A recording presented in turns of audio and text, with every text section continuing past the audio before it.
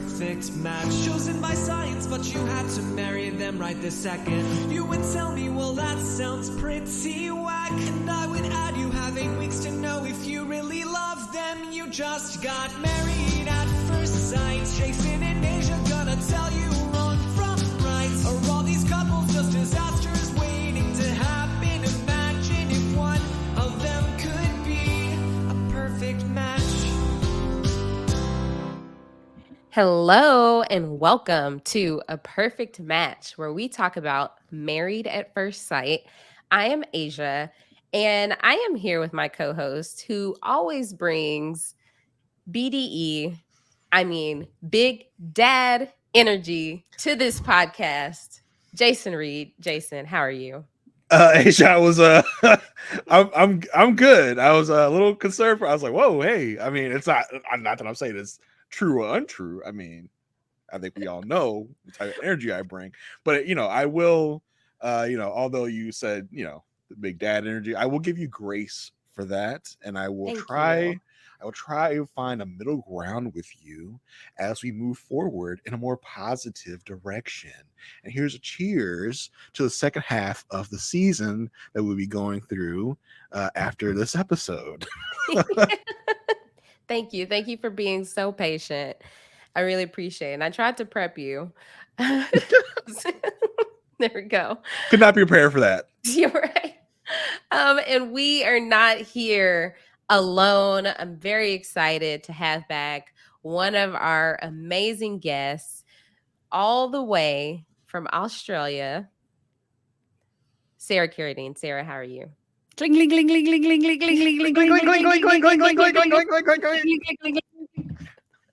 doing extremely well, even better after you quoted my secret husband, Mark.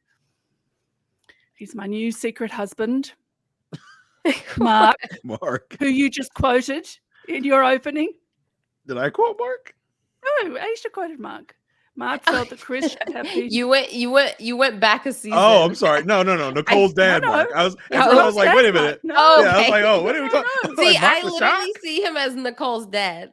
Yeah, that's the only name. I didn't realize he had a name. Now that he's your pod-in-law, because he's secretly married to me, you must call him by his true name, which is Mark. I love him. Okay, I love connections. You always wanted to marry an older New York gentleman. Yes. Well, he's actually younger, but that's okay. Is Mark? Oh, okay. Mark would not be my age. No. It's so great to see you both. It's so great to groove with you both. It's so great to be strapped down, kidnapped, and compelled to watch yet another series of Married at First Sight. This is not a crime scene, Sarah. We don't do that type of thing around here. Every time I think I'm out, you draw me back in. Yes, I was like, I'll give you time. Yeah, I know you may not be as caught up as we are, but I'll give you some time, and we made it happen. But the thing about this show, the ambrosia of this show is you think, oh, it's a stupid bloody show. And then you start watching it and you go, when's the next episode? What's going to happen? Can you believe they said that? And you become so invested and you really hope when they're trying on their dresses, you have a little tear. You go, oh my God, this time, this is going to work. They want it so much, except for Dominic, who didn't want it at all. But they want it so much. And you want it for them. And then you go through the journey with them and they go on the honeymoon and things start falling apart. Oh, so I did characterize it as a kidnapping, but in fact, I'm Patty Hearst. I'm coming along with you. I'm hoping you've been enjoying the ride, but I'm very excited to get all your thoughts. If y'all haven't listened to any of our past season coverage, Jason loves to call Sarah Doc. Because she gives all the insight. So I'm very excited to hear these, even though we kind of can tell where these couples are. Yes. And the flaws of them all. Of all the seasons that I've dotted in and chatted with you about, this one is the least in need of untangling. Right. I think we're just kind of that they were set on their little tracks and we're watching them trundle along their tracks. It's right there on the screen. Exactly. It's right there in front of us. Yeah. We want to make sure that if y'all are listening to this, you know that we are on YouTube. So make sure you go subscribe to the Rob Has a Podcast YouTube channel so you can watch us. We are on video this season. And also make sure you subscribe to the Love at First Sight feed wherever you get your podcasts. Make sure you leave us a 5-star rating and review. We really, really appreciate it. We have one review I want to highlight this week. It comes from, let's see. I had it up and then I closed it out. And Oh, then Aysha, I'll take this one. okay, you got it up? Yeah, I Well, got you don't have any Hey, Canadian well, ones to Aysha, review? woo, careful. it. Oh no. I do have my BDE. No Canadians this week. Okay. I've been looking, but no Canadians this week. So Okay. so far we only have one left out of our bucket to give you guys. So fill our bucket back up so we can come back next week and get some fresh reviews going. This one is from someone named Lulu Wands. It's titled Dynamic Duo. It says, Aysha and Jason are the most entertaining podcasters. They call out the absurd parts of MAFS and discuss the very things I'm thinking when I watch the show. They are not afraid to call out the truth. I love how you both listen to each other and stay true to your own thoughts. Hysterical and insightful. Not afraid to call the truth. That's what we're known for. We are The truth caller tellers. outers. Yes. Yes. Thank you so much, Lulu Wands. Really, really appreciate that. So yeah, make sure y'all go out there and leave us some reviews because the well is empty. So now if you go and leave us a review, we will shout you out. And we also want to make sure that you join in on the fun that we're having in Facebook. Go join the Facebook group. Look up A Perfect Match Podcast. We have a nice community in there talking about the show during the episode, which is always fun. I love to see people's live reactions as they comment about the episode. So make sure you go join the Facebook group. This week, the password is... Listen, we had so many terms that we could have used from that bus tour. We're gonna go with the best one, I think. One that I've used and heard used a lot in my life and with my family. It's Mama Nims. Now you can spell it however you like. We're not gonna be stringent on the spelling. However you want to spell it, we'll get the gist. You say Mama Nims, how's your Mama Nims? You can use it in a sentence. You can just say Mama Nims. We'll take whatever you got. But yeah, when they said that, I was like, oh, that's not just a Nashville thing. I've heard that like my whole life. Yeah, Sarah, is that a term y'all use in Australia? No, we say mom and dad. Sarah, my mom's not dead. Thank you though. But how's your mom and dad? Yeah, mom and dad came over for a Barbie. Yes. Ah, there we go. Yes. I'm gonna put that one in my pocket. But as soon as she said it, the hilarious comic, I thought she was doing very well. She had such a small audience because it was just them on the bus. So I thought she was working her I thought she was working her cooter off as she tried to get the laughs. Yes. Right. Oh my goodness. So yes, make sure you go put in the password. We will add you no matter what the spelling is. We'll figure it out. Yeah, exactly. So let's hop right in. Let's start talking about these people. We only have 4 couples to talk about. So I do want to get your thoughts on Dom and Mac. Now that they've come to an end. Come on. You're heartbroken about it. She was never in this for anything at all. It was very interesting. It was in episode 1 or 2, whatever her wedding episode was. She said, "Oh, I'm not nervous." And I thought, yeah, of course you're not nervous because it doesn't mean anything to you. It's completely meaningless. And McKinley, I just forgot he was in the show. So every episode that he popped up, I went, oh, you're here too. Not that either of them are bad people. They're not bad people.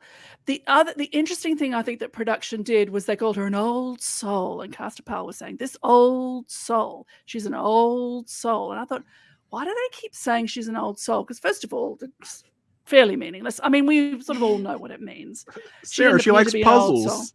She likes puzzles. She goes fishing. They called her an old soul because she was 9 years younger than the person they matched her with. And they were worried about that, as they should have been.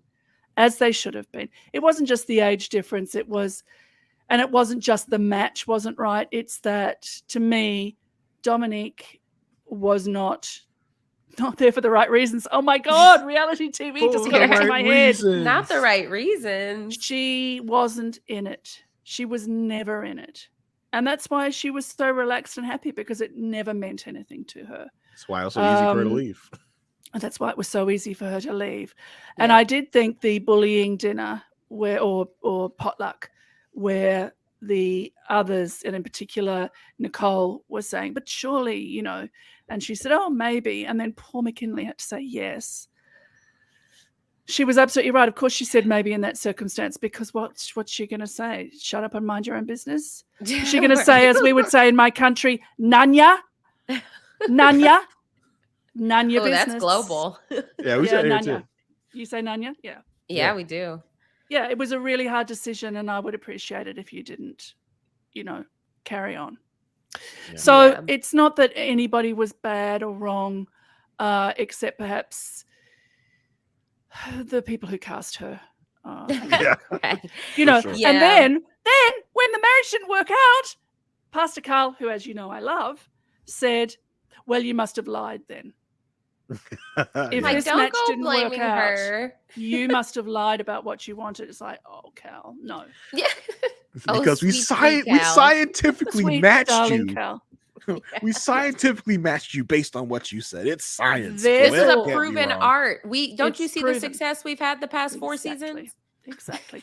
So, and it's funny because I sort of didn't even really quite feel sorry for them either. They both were pretty untouched by the process. McKinley perhaps touched a little more, but no, that was a whole slot for 2 other people. Pardon me for saying slot, but you know, that was 2 other people could have had that. I didn't even think about that. That's so true. 2 people who really wanted to be married. Probably there were probably 2 more Nicoles and Chris's out there who would have done just fine together. We can say there are a lot of slots being taken up in this season that true. If we start talking about slots, if we really get into it, yeah, very true. Let's go ahead and get started with Jasmine and Aris. And also there was a group a group dinner. We'll get to that during the last couple. So with Jasmine and Aris, he met up with his friend Harold, which I was waiting for this, like him to meet up with a friend outside of Felina just to get his real thoughts. I mean, I know we've been tell us what she really thinks, though. That's the only thing. The only thing about Felina is she's so quiet and she holds back. But other than that, she's great. Yeah. So he meets up with Harold, and Harold's like, "How's it been going?" He's like, "It's been going." And Harold says, "Was it what you were expecting?" And he's like, "Well, I didn't really know what I was expecting, but I'm in it now." So he's so just like, oh my God, like it's just terrible, bro. Like they put me with this girl. It's like he just walks in, he's just so dejected. He's like, it's been going. He's defeated. Like, it's terrible. I mean, Aris, we talked about it last week, but he's just the trashiest of the trash, and it just keeps getting worse somehow. I don't know. Yeah, he says Harold is like, so, you know, what bases have y'all gotten to? And Aris is like, none, man. I'm in the parking lot. What? Don't even have my uniform on. He hasn't even gone in to put his uniform on. What's his problem? Why are you not in the marriage? Problem. What is his problem? Like seriously.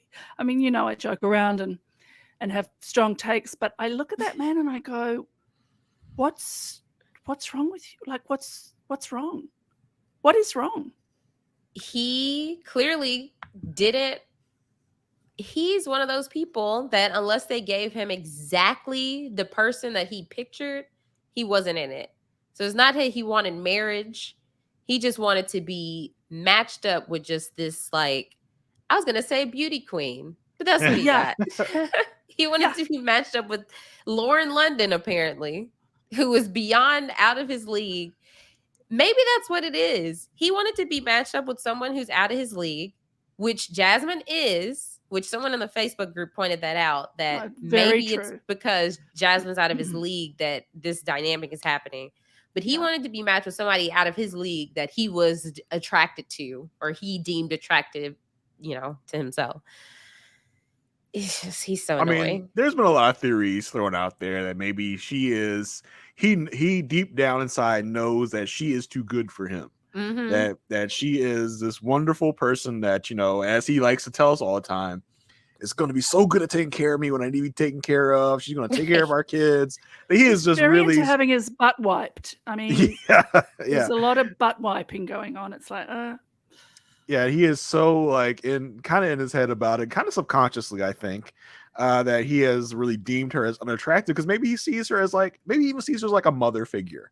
Like, and he cannot find That's someone what like he's that describing. attractive. Yeah. And I mean, and the basis is you can't take someone fresh off the streets and bring them up to the penthouse. There's got to be something in between. Yeah, like, there's levels. Right. There's levels to this thing. So it's like, I think that's another big issue too. Like he's not, you can't go from like just these one night hookups. Like he's just like, as he said later in the episode, he's like, he had so many times where he's had sex and had no feeling afterwards. And he's so scared to really, have sex with Jasmine and get feelings involved. Cause I think maybe he sees her as like this, like kind of better person than him. I don't know. Like maybe that's part of it. There's a lot of theories going around about what the deal is with Eris. Right. So Harold pointed out to Eris, he's like, you might be the only person who got married just to not have sex. And so, so Eris is like, I told her that I wasn't physically attracted to her. He might have mentioned it more than once and in front of other people. Exactly.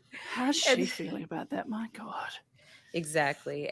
And so Harold's like, okay, what do you need? And he's like, I just need a vibe, man. Like, you know how when a girl's not your type, but they can dress, or they're a sneakerhead, or or she, can talk about like certain things, but I don't have any of that. He said that she has swag, she's fly, or funny. He's like, I don't have any of that. So I mean, like, this man just like he just like threw her under the bus, like really just kind of crapped on her. Like, she's not funny, she's not fly, she's got no swag, she's got nothing that I want. And she's really into me as well, which is like that almost seems to be the most powerful thing that he has against her, and the thing that he finds most repulsive is that she's into him, and she's been very plain about it. And he weirdly uses that as leverage. Yes. It's like, you're so into me. Like, I just couldn't do that to you because you were you're obsessed with me. Get away from me. Like, and I don't want to hurt you because you are just so into me. Like, and it's like, it's this weird power trip that he has. Yes. It's very much a power trip. He got exactly what he wanted. That is undeserved. He saw her coming down the aisle and he thought, "Whoop." Yeah, I mean, because she said, I kind of find you attractive, basically. He's like, oh my gosh. Oh, she thinks I'm a 15. You're so into me. And I mean, let's not forget, as she walked down the aisle, he's clapping. Yes. Like, so what happened? What changed, man? Like, she became a real girl is what changed, Jason. When she was walking down the aisle, she was still an idea of a person. Yeah, and he didn't get that person that he's used to. He got someone much classier, probably. I mean, I don't want to disparage people I don't know that he's dated in the past, but I'm just assuming. But based on the way that he has talked about the people he's dated in the past, that he got someone that may be a different level than what he's used to, and now that's really tripping him up. Yeah, I keep going back to, I think he said it last episode, that women who can openly talk about sex and are comfortable talking about it is so attracted to him. Mm-hmm. And like, was he just so turned off the first time he tried to go there? And she was like, okay, no, I'm not, I was going to say in the Bahamas because of my Bahamas shirt, in Jamaica. Always flaunting. I go on these luxurious vacations. Guess where I've been? To the Bahamas. Okay. It's a nice shirt. All right, Aysha. Okay. All right. We good. I mean, I think even if she wasn't she's not, well, she's slightly prudish, but not in an extreme way. Mm-hmm. She's just not, she doesn't want to talk about sex. But the first time that sex was brought up, a man whose name I can barely bear to say, Clint, asked if she'd had her back blown out. Yeah, I mean, And because based on then what Eris has said proceeded to him to before. put Eris in it by saying, "Oh, he said it." Yeah. Like, And if it's like, that's the first, like, I'm no prude. I couldn't be less prudish, immodest, slatternly, devil may care. But it's such an ugly, like, quite apart from anything else, it is an extremely ugly thing to say, like the actual words. And for in public, in front of everybody that you don't know, to hear from another man, a disgusting man who thinks a woman is only a vagina, as he says to the boys, "Oh, can you just be with one vagina for the rest of your life? How about one woman, Clint?" Anyway, Right. for another man, not even your husband, to say it and then to find out that your husband said it about you, it's nothing to do with prudery and not wanting to talk about sex. That's the first that you're hearing about how he spoke about you. So I Right. too would perhaps not be entertaining what's your favorite sexual position. well, and the way he broaches the subjects is so like gross and disgusting. Like, how is she coarse. supposed to really just like jump into that conversation when you're like, when he says, you know, it's giving lady needs to give whore. Like, how is she supposed to like To her face? Right, how is she reasonably supposed to like broach this topic with you when you were being just over the top? And it's like, you know, her like level of wanting to speak about it isn't even that crazy. She's not like, oh my god, I could not talk about sexual relations. She's just like, you know, I'm not all the way out there like that. So I'm just like, Right. you know, not ready to talk about this with someone that, yes, we're married, but I literally just met you yesterday. Like, Exactly. And and let's not forget, it's being televised. So people have different levels of comfort with that. And I feel like that just turned him all the way off because he's just switched up since then. yeah. Basically, there's a lot wrong with Eris, is what Yeah. our conclusion has come to. Yes. Exactly. We did Maybe get a he should confession. marry, what's her name? The cousin. Oh, Felina. Felina. Oh, we did get a confessional with Harold. He's like, I don't know what to do with any of this information. Harold does tell Eris, or he asks Eris, like, what's the plan to make it better? Which I'm glad he asked, because yeah, you keep complaining, but where do you go from here? There has to be somewhere to go. You can't just keep complaining. And Eris is like, well, we're just going to continue to date and, you know, try to create those vibes. Apparently, he says they have moments where they have opposite schedules, but there are opportunities for them to spend more time together. And we get a confessional, very telling confessional, where he's like, I'm hopeful things improve, but I need help. Whether it's Felina, do you hear me, Pastor Cal? Dr. Pepper, I need help. Help me. I'm begging for you to help me. I haven't seen you since the first week we got back from the honeymoon, Pastor Cal. I need you. I don't even know Dr. Pepper. I never met Dr. Pepper. I need you. Help me. Literally, what he's like, he lists people. Everyone under the sun. Everyone we've ever met throughout his journey on Married at First Sight. Felina, like, don't go to Felina for help. Whatever you do. The next step would have been Montre. Yeah, Montre. And at the very end, he's like, Pastor Cal, Dr. Pepper. Like, yeah, Pastor Cal, Dr. Pepper. I just need help. Which, yes, this man needs help. I'm like, that's a literal cry for help. Like, yes. I put in my notes, that's a literal cry for help from the experts. Literally. Does he want it, though? Does he want to solve it? Is his stuckness and paralysis because he's checked out? Or is his stuckness and paralysis, I want to, but I don't know what to do? I mean, which is it? Is it cry for help, or is it the out? Yeah, I don't think there's an easy fix for it. I don't think there's even something that could be like, all right, you just do this, this, and this, and you're good. I think he is too stuck in his head, in his ways, and I'm not sure how he would even begin to untangle this thing here. I thought it was interesting as the episode first opens. We get like the montage of different people, and like he leaves to go somewhere, and he like gives her a kiss. I'm like, okay, I didn't even know that was really even happening. But I mean, like, so like that does nothing for you, Eris. I cannot. It boggles the mind to be like, there is no way in your mind that you could find a way to be attracted to this beautiful woman right here. Like you can just find it nowhere in your soul, nowhere in your loins to be attracted to this person. It's crazy. It has to be something within him and within his mind that is literally blocking him from going forward. So are you saying that he needed therapy rather than getting married at first sight? Absolutely. Controversial. He claims he's done therapy. I mean, he claims. Get your money back, Aris. Get a refund. Get into more extensive therapy, because I mean, and like I said, like it's because the way he tells it is he's fresh off the streets. So I'm like, this isn't the thing you do when you're fresh off the streets. He had sex 2 weeks before the wedding, which seemed to go down quite well with the boys. Let's not forget. Yeah, and I did see something. I did see something out there that said maybe that person that he was with before he got married was more his cup of tea, and maybe he is looking back at that being like, maybe I should have stuck with that. And because we don't know if that was a one night stand or a brief encounter, or we don't. Well, I mean, the way he told it was that it was more than a one night stand. Like he had to go to this woman and tell them, like, hey, just let you know, I gotta break this off because I'm getting married. So that tells me that it was possibly on the way to something else, and MAFS popped up and he's like, oh crap. Well, they were having sex, Jason, so they were a step ahead already. Yeah. And now we know Jasmine knows her. The girl is a mutual friend, so Jasmine knows what she looks like. So now maybe Jasmine has a better idea of what is his type that he would go for. Yep. So I would love to get her thoughts on that.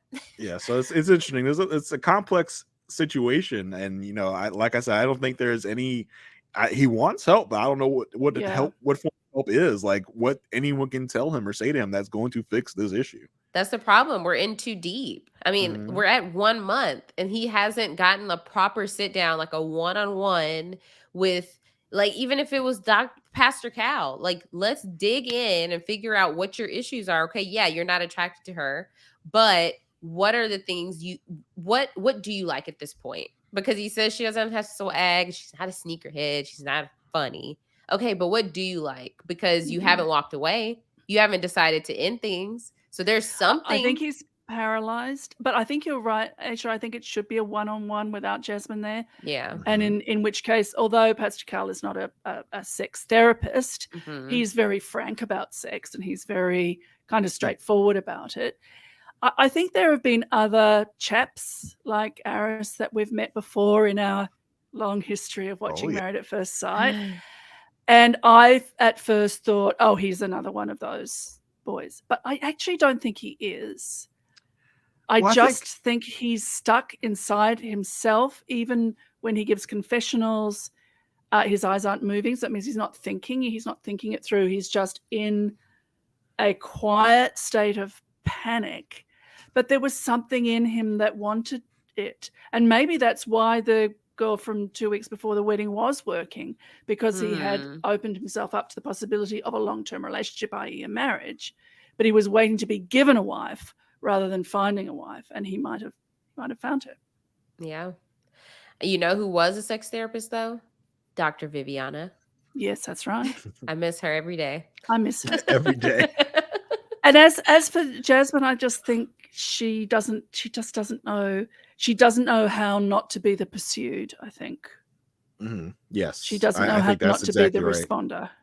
Yeah. And her perfection, because she is perfect, is a cage for her. And while I absolutely decry his relatives saying she's fake because she's a pageant girl, she's a real person, there is a polish to her that she maybe mightn't mind being buffed off in private. But this is her, and I think she's not paralyzed like he is, but she's caged. She's caged by her sense of herself and it's not even classiness. It's like she's modest and she looks for a perfection in herself, and it's very hard for her to get around that. And a different person, a bit more rough and tumble, maybe they would meet. I can actually see for once why the experts put them together, because on paper they kind of work, but in person, Mhm. niente working. No. That's the disconnect. Yeah, for sure.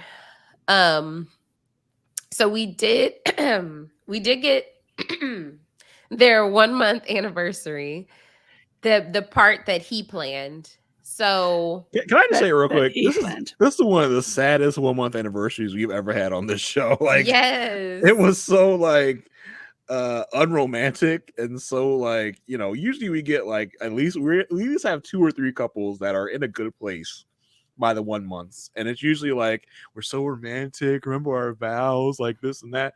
We didn't really get a lot of that this episode for this season on the 1 month. So we got the Chris and Nicole thing, and that was pretty much it. Everything else is kind of sad. Yeah. It was. I was like, I didn't realize until Chris and Nicole that we didn't watch the videos until then. Yeah. But there were behind the scene pictures and videos of Kirsten and Shaq's date, and they did have a screen up with their video of their wedding. So they just cut that out. So everyone probably watched their video. So they go to so the part that Eris planned, they go to Smash City to do a rage room where they're like beating up stuff. They did that before in the Houston season. All the women went and smashed stuff. So he decided they needed to go let out some aggression. The lady who works at Smash City was giving them the instructions. Eris just picks up something and throws it against the wall. It's like can you wait? He's like, could she leave the room?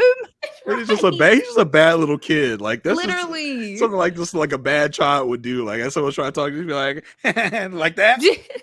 Yes. Then he starts recklessly swinging the sledgehammer. Boy, I was nervous. Wow. I was like, oh, Yes. be careful. And like at first, as they were smashing up, they had a camera guy still in the room. Yes. I was like, what? Like someone's gonna get hurt here. And then he's just like swinging it like in a crazy way. I was like, ooh, this is not good. But the cameraman eventually got out of there. Yes. I think they just had like a mounted. They had just had like a mounted camera. I think watching them like probably in a corner of a room or something. So yeah, it was. I was like, first of all, this place looked like unprofessional. I was like, this looks like this got kind of like slapped together. I mean, I guess it's a smash room, so you can't. I guess you don't want to spend too much money because it might get smashed. Right. I was like, but like, it's not thrown, yeah. Not the most like, professional place I've ever seen. Yeah. And it's a 1 month. I mean, I do object to the phrase 1 month anniversary, but I will get over it and I will indeed use it myself. 1 month anniversary. Yeah. 1 month anniversary. A rage room. Aysha. Is this the romantic 1 month that you are looking for? Aysha smashes Range Rovers and Cadillacs and private planes in her personal rage room. She smashes private planes into Cadillacs. Yeah, she's got like a gold-plated hammer. That's how she gets her aggression out in her probably private rage rooms. Not at all. This is definitely not a 1 month anniversary type of date. Like, have you ever done a rage room, Aysha?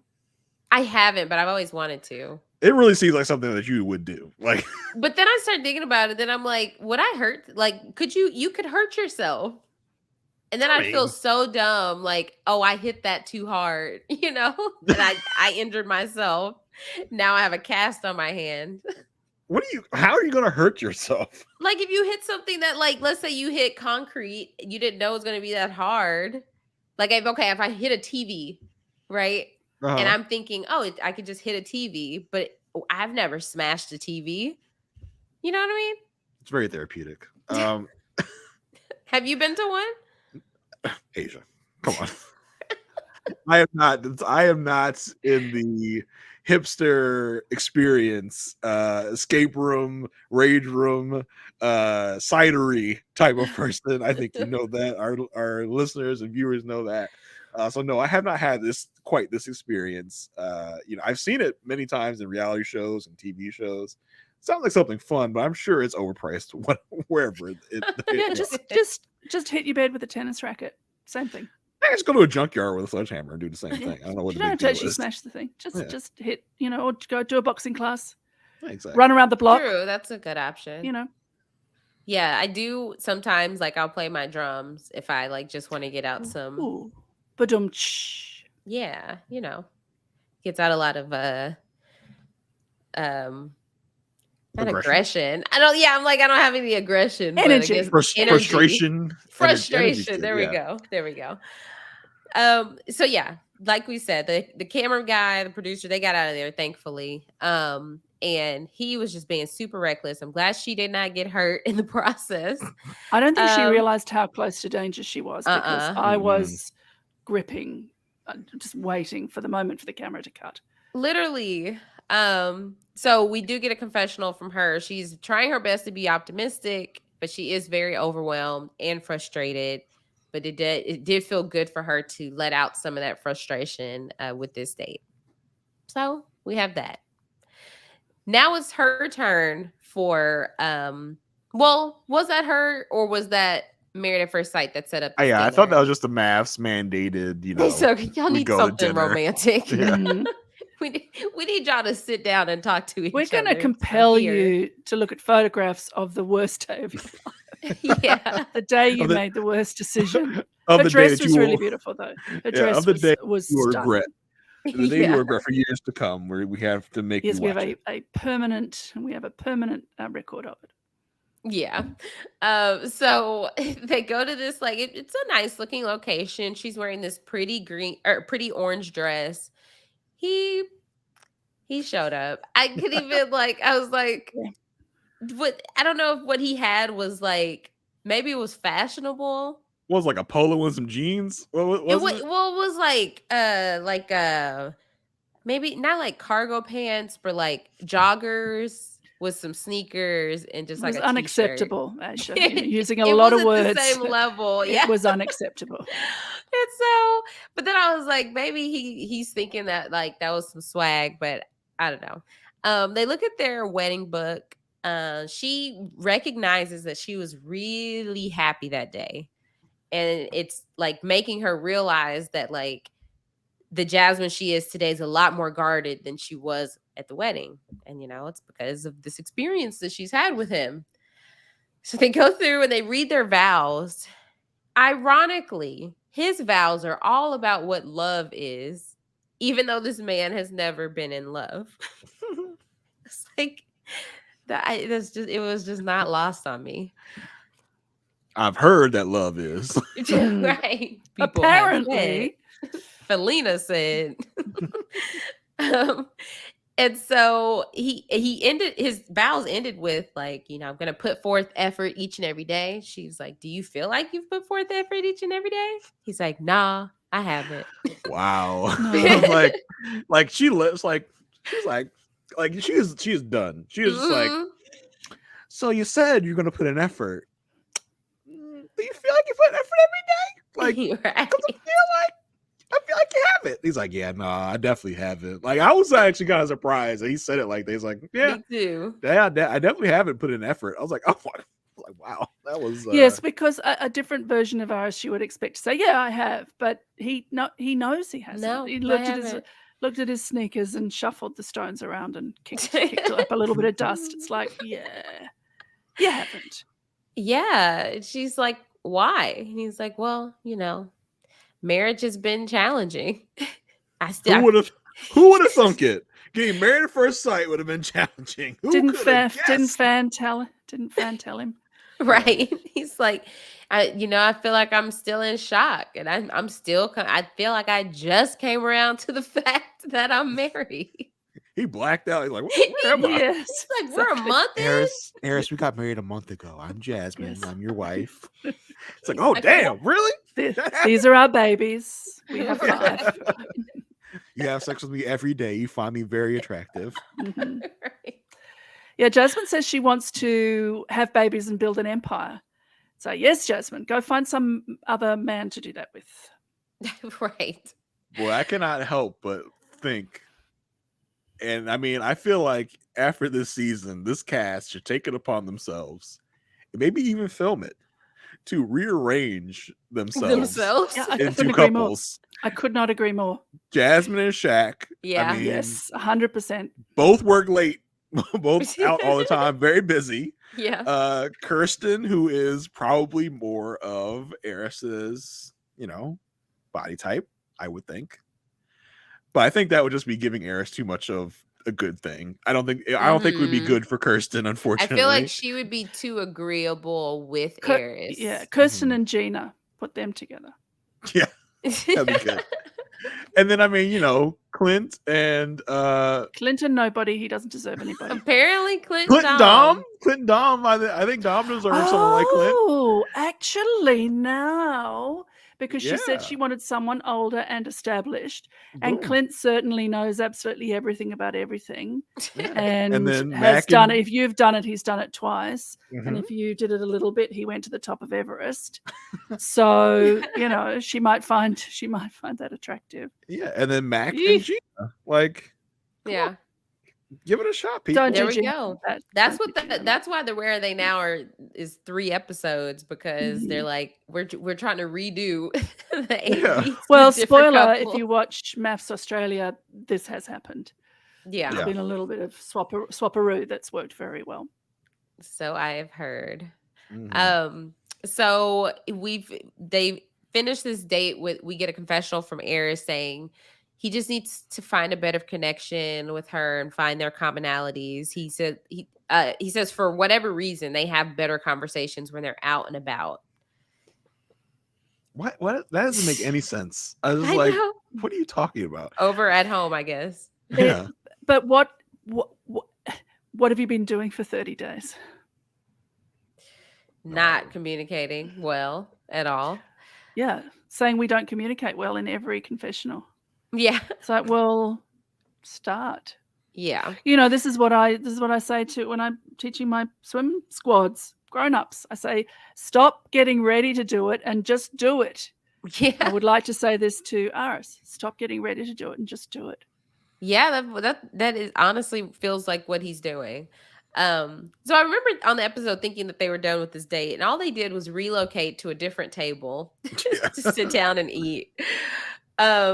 He won't even look her in the eyes. He's just like looking everywhere else except for her. It's so annoying.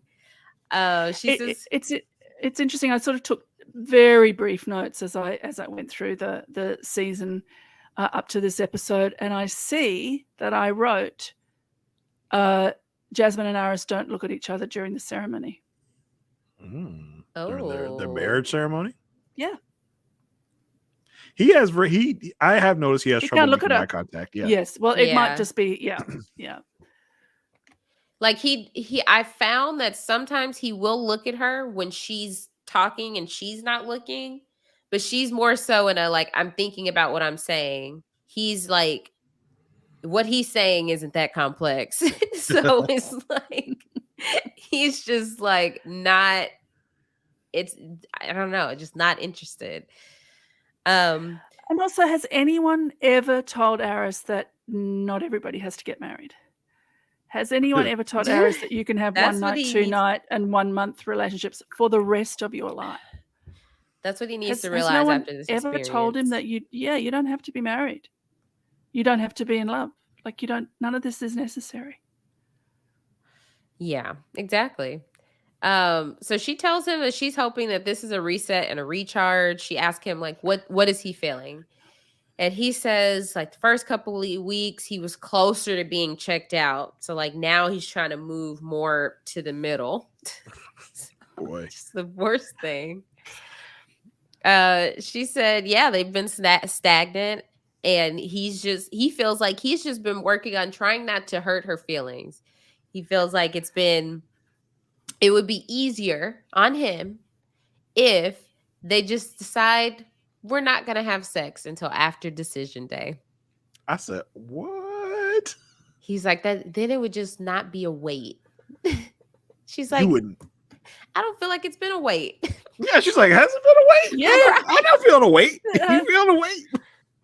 He doesn't want to have sex with her. I could not believe he proposed this. I was like, oh my gosh. Like, she's just like, I mean, he's I can't believe she agreed. Yeah. Yeah, I mean, what's she gonna say? Like, no, you gotta give it to me now. Like, Yes, she has to lay down the law and say, I don't mind when, where, or how, but we have to have sex before decision day, or it will 100% be a no from me. And he's like, And then smile and wave. he's like, you want it. He's like, you want it so bad. I can't keep, denying you. Like as if he's just coming home every day and she's just like she's like in lacy lingerie, like waiting. Right. Like, so we gonna he's like, I can't do it tonight. I'm so sorry. You want it so much. And I very much doubt you that's find me so attractive. Ooh. Yeah, I gotta get you off me some type of way. So I just gotta let you know it's not gonna happen. Like And she's like, I literally don't expect it I don't expect it to happen. Like, what are you talking about? She is. I mean, the Oh attractiveness. no, you want it. You want me right even now. Yeah, I'm telling you. You want me right now. You're It's like, looking I at see the me. signs. You're literally undressing me with your eyes right now. Just stop it. Put my clothes back on with That's your why eyes. I can't make eye contact with you because you're always undressing me. Like it's like as if that's happening. I just feel like every day this goes on, her attractiveness as she fell for him and just going down. She might find him like as unattractive as he finds her at this point. Yeah, And she they're just about won't even. say it. Like she, I'm sure, is just done with this and would rather just be over and done with. Yeah. But just the way he she's talks got another about it. 30 days though. She's got to wait this out. Oh man! Unless she does a dom, which I don't think she will. No. No. She's too got to classy wait for that. this. She's got to wait it out. She wants to see it through. Yeah, so she does agree, but she's like, we need to work on our intimacy in other ways. He doesn't He's know. just like, any I other just don't want to ways. keep being asked. She does have to say like intimacy, not sex, because Right. it's as if he doesn't know there are other ways of intimacy other But than he sex. doesn't, Jason. I think Yeah. he really doesn't. So when she says intimacy, he's like, "Ah, she wants to have sex with me again." No, other ways. Then we got Give it a goog. Give it a goog, Aris. Right. Give it a goog. We got his explanation for why he suggested this. We get a confessional. He says he feels like if they have sex, it would only increase her attachment to him, and he's just had enough meaningless sex in his life. He thinks this woman is head over heels for him. I can't get her off me now. If I have sex with her, she's gonna be just Yeah. following me around. It's like a all stray day, cat. every day. If you feed that stray cat at the back door, you'll never get rid of them. Oh. Yes, Iris, women are not stray Yeah, cats. I did like he did say like to her like, I just don't want people to keep asking me about the sex thing, Mister. Every time we get together, you asking everybody else about sex. Literally. Now you upset because people asking you about sex. Like, what are you talking about, man? You're also like, ridiculous. if you've seen 2 minutes of the show in any of the previous 15 seasons, you will know that everybody always wants to know, and that it is up for question. Exactly. And you telling her it's not going to happen is not going to stop you from asking about it. Like, right. You just got to tell them, like, we decided not to until after decision day. Like, and then Nicole's gonna ask, "Oh, did y'all change your mind about what you decided to wait?" Yes. Until I think you're going to regret it. Yes. Dr. Nicole's going to keep asking you. Right. So Jasmine's a trooper. She's like, "Look, we just have to get you more in than out. I'm willing to put in the work Careful. to make it work, but I can't do it by myself." Yeah. Oof. So, well, the thing is, Jasmine, you can do it by yourself. Just get some nice joy toys and all is good. Yes. Close the bathroom door. All good. I'm almost positive you'd have a better experience than you would have with Eris, Jasmine. Yeah. I mean, I think Eris is a lot of talk and probably not much to back it up with. Let's just say well, I mean, this is the thing. Like, what's his previous experience? If he feels that if he has sex with Jasmine, she'll become so attached he'll never get rid of her. Perhaps there have been other ladies who have responded this way to his magical D. But the thing about being good in bed, no one's good in bed by themselves, apart from what I'm suggesting, where everyone's fabulous. But with two people or more, no one's ever like good at it straight away, even if you've done it for years and years and years. It's what happens between the two people and how that develops and what you learn and how open you can be, literally or otherwise, and what you can say and perhaps number things and point to them or whatever that might be. You know, this idea of someone's good in bed or not good in bed it doesn't work in a vacuum, again, unless you're using a vacuum. But it seems that Aris doesn't know that. If it's all been fairly quick, then it's his only experience of sex is almost like that first sex, which is have the first sex to get to the second sex, as it were. Look, it can also be really lovely, and I'm not denying that. But being good in bed is such a ridiculous measurement because you unless you are by yourself, you can't do it by yourself. There's two of you in it, and you figure it out. Anyway, that's just my thought. So do we think that Eris even wants to wants to make this a thing? Because I feel like when he says like, I don't want her to get emotionally attached to me, is that because he's planning on Because he dipping wants out to walk away. Yeah, like as soon as possible, or is that why he doesn't want her to form more of an emotional attachment? I think that, because otherwise, why wouldn't you want your spouse to be emotionally attached to you? Right, exactly. Yeah. He wants it to be easier when he says no on decision day. Right. So let's rate them 1 to 5. 1 being we think that they're not going to be together. By like, where are they now at? The reunion. We think that we're going to end the season. They're not together. 5 being they are going to be together. Jason, what are you thinking? I mean, it's got to be a 1. I don't see how this is gonna get any better, as we talked about. Yeah. What about you, Sarah? I mean, I think it's a no from Aris on decision day. So it's going to be a 1. I'm a 1 as well. We have been 1s on them. We've kind of flip-flopped 2s, episodes 7 through 9. But then we've been like just 1s. So they've just really have had no high points. And I just don't see it turning around because of Eris. I think Jasmine is still in this. She's still trying to say like, hey, we can make it work. But when you're I think Eris, even she's just going through emotions at this point and saying what she needs to say to be like, because what did Rudy say on After Party? What's that? She was like, she said she is over. Oh yeah, she is over your ass. Like, yes. Yeah. Just introduce her to Shaquille and 100%. I just think she's too nice and polite to say it, but I think we all can see the writing on the wall that we're just waiting for this 8 weeks to be over and we'll call it. Even if we have a yes on decision day, because I could see, because we've had this trend in recent seasons where everybody's just kind of like, yes to more time. Like yeah. Like that's why we kind of extended it to the reunion. With our ratings to say like, okay, once you get out of the cameras and you can just be like, all right, well, I mean, this is over, right? We could just go on separate ways. I just think that's what will be happening. Yeah. So it's a dead 1. Okay. So which couple do you want to go to next? Let's go to another couple that's just kind of playing the clock out. We're going to go to Clint and Gina. I mean, wow. Listen, they had a good episode. I'll say that. They had a really positive episode for the most part. So we start with them as they're meeting up with Nicole and Chris to go on the Redneck Bus Tour.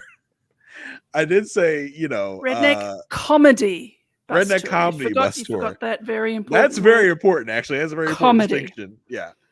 And, I put this in the Facebook group, but it's just like, I noticed there are 2 couples that we're not invited here. They did not get the invite to come on the Redneck Comedy Bus Tour. Yeah, like as I put, I was like, maybe that's for the best. I don't know. But how can they be racist if there are black people around, Jason? Yeah, I just wonder if they got the invite. They're like, the what now? The Redneck Bus Comedy. You know what? I think we'll pass. Like, I mean, they've met Clint.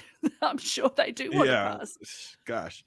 Gina is actually excited to do it because she doesn't do a whole lot of touristy things in Nashville. The tour starts, and this lady, the bus tour, boy, it was not. She got more of a kick out of them than they get out of her. Like, they made her laugh more than she made them laugh.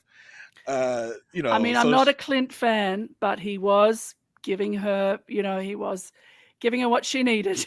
Listen, Clint's got that dad joke energy that I'm sure that she just gravitates to and loves. She makes a joke and they tell her that they've been married for only a month. He's like, oh, we got some swingers on board. Oh, funny. Hilarious. In a confessional, Clint say that he and Gina are growing and they're getting to a better point than they've been to so far. So hopefully, as they're in this confessional together, he's like, I really like her, and hopefully it's gotten better for her too. Like, he points to her and she's just like, yeah, yep, it's great, love it, fantastic, having a great time. The interesting thing with these 2 is, like, particularly in this episode, but in last episode as well, they are suddenly much more relaxed with each other, much easier with Because they each know other it's because they over. know it's all over. Like Yeah. each of them either separately or together went, no. Yeah. And because there's no tension about will they or won't they, there's no stake. They're actually now having a really good time. Yeah. And Maybe they'll Clint fall is far ass less backwards. repellent. Yeah. Listen, maybe they'll fall ass backwards into a relationship. Who knows? Yes. Because like who yes. am I thinking of last season? What are their names? The couple Kristen and that Mitch. yes, Kristen and Mitch that said no but walked away hand in hand and kissed in the car. Maybe there because I think there's no way these two did not have a sit down at their apartment once they moved in together. Like, look, we know this isn't going to work out, but what's 6 more weeks? We can stick this out. Let's have a good time. Clint's probably like, let's make the most of it. And then we'll go about our lives. This She is a said once she in a wasn't gonna lifetime move in. adventure. Yeah. This is a once in a lifetime adventure. We have to see it through, Don't you know? Like she wasn't going to move in, and then she moved in. 2 separate bedrooms. I think they had that conversation because it's been like really easy and relaxed. And instead of going, oh my God, when he comes on the screen, I'm like, okay, yeah, I'll watch you. I mean, there's a few things that they're fine. There's a few things that are against their relationship. One is that Clint is envious of Gina's success. So even if he said he wanted a successful woman, he did not want this successful woman. And also the one-upping. And all of that has just dropped away magically. Now, there's a few reasons that might happen. People might have sex, and then that tension drops, or will they, won't they? And they can go on as friends. I think they just went, friends, shake hand. Yep. Let's just a room each. We'll smile enjoy pretty all for the outings, camera. smile for the camera. And suddenly they're like relaxed and fun and easy with each other. You think, something happened, and it wasn't sex. Yeah, and it wasn't Pastor Cal's advice finally got them relaxed. Definitely. Or a blindfold game where they answered questions. I mean, that's supposed to fix everything, but it did not in this case. Back on the tour bus, we're getting the redneck terms. We talked about mom and them already. Bless your heart. Cooter, she's get your minds out the gutter. It's actually something that you can eat. And then she says it's a turtle. And I was like, what? I never knew that. I never knew that. I mean, I'm sure you can eat a turtle, but I'm like, well, you can eat a cooter as well. Hey, which is a turtle. Yeah, it's a turtle. That's what I'm saying. Remember, that's what I'm saying. Of course. That's what I'm saying. What was the first one? Was tourist? Tourist. I enjoyed tourist. Right? Yeah. Tourist. Okay. So they're still. I had to point this out. Like Nicole is just for some reason just brushing her hair. And I'm like, what are you doing? Anyway, this is public grooming. I'm a modern woman. I've moved with the times, but there are a few ways that that I come from the 1960s, and one of them is that public grooming is not on. I was like, all right, cool. You do you, Nicole. So they end the misery of the Redneck Bus Tour. They pull up to what was the Old Smoky Distillery. Yeah. They go in to get some quote unquote moonshine, but I don't think it's really moonshine. It's manufactured inside of a bar. I think it was just whiskey. I zoomed in on the bottles. Yeah. Well, not zoomed in. I paused and looked at the bottles. Yeah. They were different flavored whiskeys. Flavored alcohol. Yeah. Now, Aysha, you knew this was coming. How many distilleries and how much moonshine have you ingested in your days? Because this again, I mean, I say it all the time when we go out on these little crazy little excursions. It definitely seems like an Aysha Welch type of thing. See, almost like a cidery, like a cidery, if you will. You see, moonshine is just so harsh. There is a restaurant though in Austin. I will highly recommend it to anybody named Moonshine, and they do have moonshine, but I enjoy the food there. So usually I'll get food and wine there. But they do have moonshine as well. But yeah, there's 2 locations in Austin. If you're in Austin or you visit, go check it out. It's really good. But yeah, moonshine itself, I can't say I've definitely tried it at some point, but I would not choose to ever drink it. It's just it's too harsh. Yeah, okay. I mean, there's your Houston tourism minute in the podcast, everyone, that we usually have. So they're drinking the moonshine. They're getting all these different flavors of alcohol or whatever. So talking to the bartender, and he says, Wayne. Wayne, good old Wayne. They find out Wayne is married, and they say, oh, 6 so years. 6 6 years, big years. time, big Yes. old 6.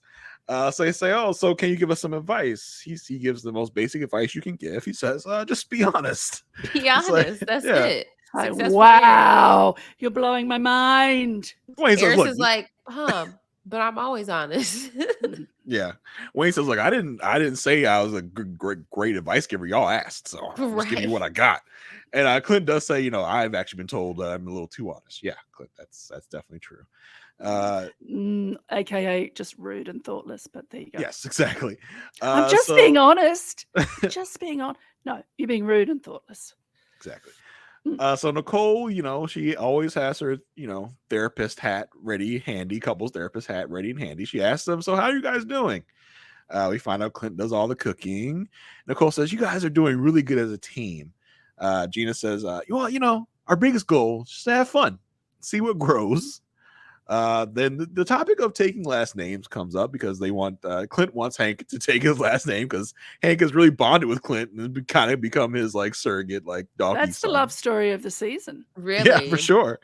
So Nicole says, it's such a nightmare doing all that stuff. Like I couldn't imagine doing it if I didn't think that what I was in was going to last. In a confessional, Chris says, it's fine to wait after D-Day. I'm all good with it. Nicole says, oh no, I just haven't had time. Like she kind of like changes her tune real quick, like just in case he like disapproving. It's like no, I just didn't have time. I just didn't have time. Don't ignore what I said there. I am going to do it as soon as I can. Don't be mad at me because I'm not changing my last name. Please. Did you catch that Clint said, oh, but I feel like that's kind of a cop out? I'm like, no, it is a lot of stuff you have to change to change your whole name. Don't give me that. Gina says, well, I'd be fine changing it after a year if we got to that point. Clint says, well, if we have kids, they'll have my last name. Everybody's like, oh, Clint's talking about kids now. That's where we are. Everyone's kind of shocked at this. And he said, well, this lady here, she might be world class. Gina's just like, get out of here, please. They're like, yeah, great. Take me anywhere but here right now. Wayne is negotiating with the producers. Double my fee. Double my fee. You didn't tell me to be this bad. Double my fee. I mean, I do with these losers. So they are preparing to go out on their next little, 1 month anniversary date back at the apartment. Clint is apparently still hungover from the day before when they had all the moonshine. Severely hungover. He's eating cold pizza. That's a good indicator. I was going to ask you, Jason Reed. Do you pull pizza out of the fridge and just eat it? No, yes. I don't. Yes, I do. I know the debate between cold and hot pizza is a thing. No, cold pizza is fantastic. I got a flat Coca-Cola. It's your best hangover cure. You said hot Coca-Cola? Flat. Oh, flat Coca. Okay. Yeah. Listen, unless my microwave is like on the fritz or I'm in a place where there is no microwave, if I was in that situation, I'd be fine to eat cold pizza. But I got a microwave right there. Why can't I just make it hot? There we go. Okay, I'm the same way. Unacceptable. I just cannot do cold food. Unacceptable. Wasn't initially cold. Right. Listen, I could do it if I had to. I just choose not to. Like, and if it's been sitting, microwave a piece of pizza, it loses all its integrity. No, it becomes just like it was fresh out the oven. No, I wouldn't say that, Aysha. Nuking the pizza does take something away from it, that's for sure. But I like it better than cold pizza. Now, if the pizza's been sitting out for a while, if I'm at like a function and the pizza's been out for a while and it's got like a little cold, I'm fine with that. Hey, when we went to New York. Exactly. Yeah, we were at a RHAP lunch and it was like, pizza been out for a while. The pizza was only cold. That's true. Yeah, it took a while to get the pizza. It was delicious. Thank you very much for showing us pizza. RHAP people. But yes. it was never hot. Yeah, it was never hot. I don't think that's how you do it in New York. You didn't know. Yeah. But as I say, I like cold pizza straight out of the fridge. So I couldn't do it straight out of the fridge. I wouldn't make that my first choice. If I had the microwave right there, I'm going to heat it up. Okay, cool. Same. Yeah, let the people come for me that love cold pizza. It's fine, whatever. So we find out No that one's Clint, right. No one's wrong. yeah, exactly. We all Right. have our Wrong. It's all opinions. preferences. We find out that for some reason, Clint and Gina want to recreate their Jamaican waterfall journey because it was so tumultuous May way I say back when. something about their Jamaican waterfall outing? Yes, you may, Sarah. Go ahead. So they want to go to a waterfall, and why wouldn't they? It was very beautiful. They get in a presumably resort-provided minibus, which has a little trouble on the way because the roads are out, or they had to take a detour, or something happened. They refer to it as being lost for 2 hours. I think they were just on unpaved roads for 2 hours. I do too. Because I mapped where they were. It Yeah. was a 2-hour drive to You the mapped where they were. We see the resort. Yes. You What did I mapped tell where you? they were. I am a journalist. Okay. Then I saw the resort and I looked at the Dunn's waterfalls. Oh and my gosh! And if Asia, the you took roads time were to do that, and the roads are probably not, completely. They're not as an American would like a road to be. Then they get to the little pull-in area where there is a little cafe stand. There are other cars.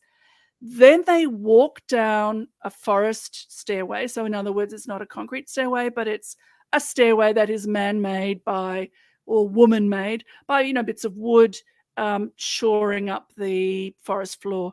They step down this very pleasant stairway. They stand thigh deep in the water and they talk, and there's the waterfall, and it's great. Clint refers to this as being adventurous and going off the beaten track. Sorry. something that every other If I wasn't against resort him guest has done. already, that was enough for me to just completely shut down everything on Clint, because I thought, you pretentious piece of rrrr. You got in a provided minibus by the resort, drove you to the waterfall, you had a nice time. Nothing wrong with that outing, but that is not an adventure off the beaten track. Done. Sorry, I say nothing else for the rest of the podcast. I'm so adventurous, don't you know? Yes.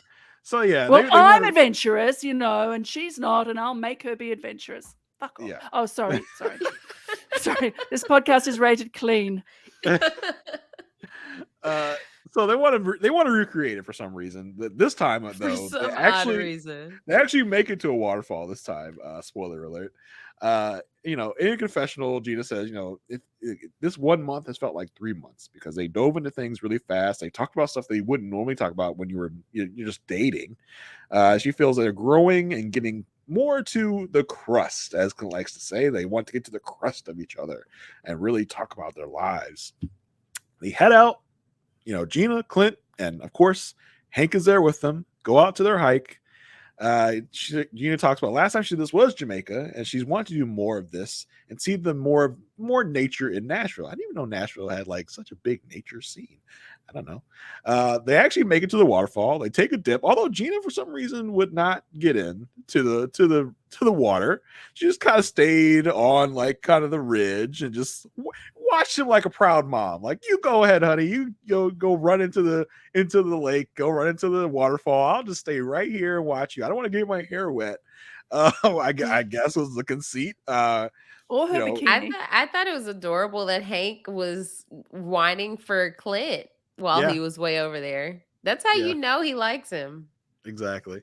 Yeah, maybe I don't know what Gina's issue was. Like, maybe it's like, I don't want to get my thick body, into a bikini for you, Clint, since you don't like my body. Maybe it's like I can see, but she's like watched him. She's like, I'll watch you from over here. I see you. Hey. Yeah. So they go on their little adventure, their quote unquote excursion.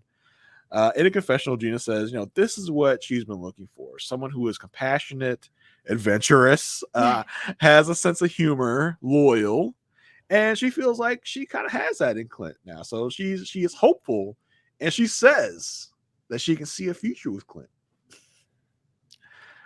I feel like she's saying what she needs to say. Yeah, she's getting along to get along, I think is for sure. Yeah. Yeah, because it's like, okay, maybe I don't want to be like a pessimist with their relationship, but could this be genuine? I feel like here's the problem. I feel like Gina wears her feelings on her face Yes. And most of the time when he's talking, when they're together, she's just like, yeah, yep. And she's saying the right things for the camera. I don't for one feel any chemistry between them whatsoever. I don't feel any like sparks when they talk or when they're together. So I think that's a big thing. And I just don't feel like, and she keeps saying like, we're just having fun, see what happens. Like she's not really giving much in the terms of, positive affirmation to where this will be. This is the first thing when I just said what she said. It was the first thing really that has hinted that there may be something there. But again, this was a confession that was probably taped well after the fact. So I think that's probably something that she needed to say and that a producer probably prompted her to say. Yeah, all of those sit down ones are like, it feels like well after. Yeah. All those sit down confessionals. Yeah, we're like this we don't need a neck studio. And a disappearing and appearing neck tattoo to tell us that. Yes, right. Yeah, exactly. I mean, it makes sense. Here's why I don't think it's genuine. I would hope it was genuine because, despite the fact that I have a cold, dead heart, I do want these people to get married if they want to and find the right person. But one of the reasons it doesn't feel real to me, it was so sudden. It was like a switch got thrown. And I think that really points to them just sitting down and go, well, she didn't want to move in, and them just sitting down and going, okay, what are we going to do? Can we be a team and let's present this? Done. Yeah, and it felt like she got like yelled at by Pastor Cal. It was just like, oh, this is going to be an issue. This is going to be a thing if I decide not to move in. So let me go ahead, go with the flow. So but here are the rules. How do you feel about this? And you can tell because there's never even a casual touch. There's never a tap on the arm. They haven't kissed since the honeymoon. There's never when he opens the door for her, there's not even that following arm that goes behind the small of the back, which is very natural to do. But even without touching her, there's never that sort of scooping. You know what I mean? When you open the door for someone and you almost sort of usher them through, there's never a moment on the sofa where any part of one of them touches any part. Their hands don't even meet when they're both patting the dog.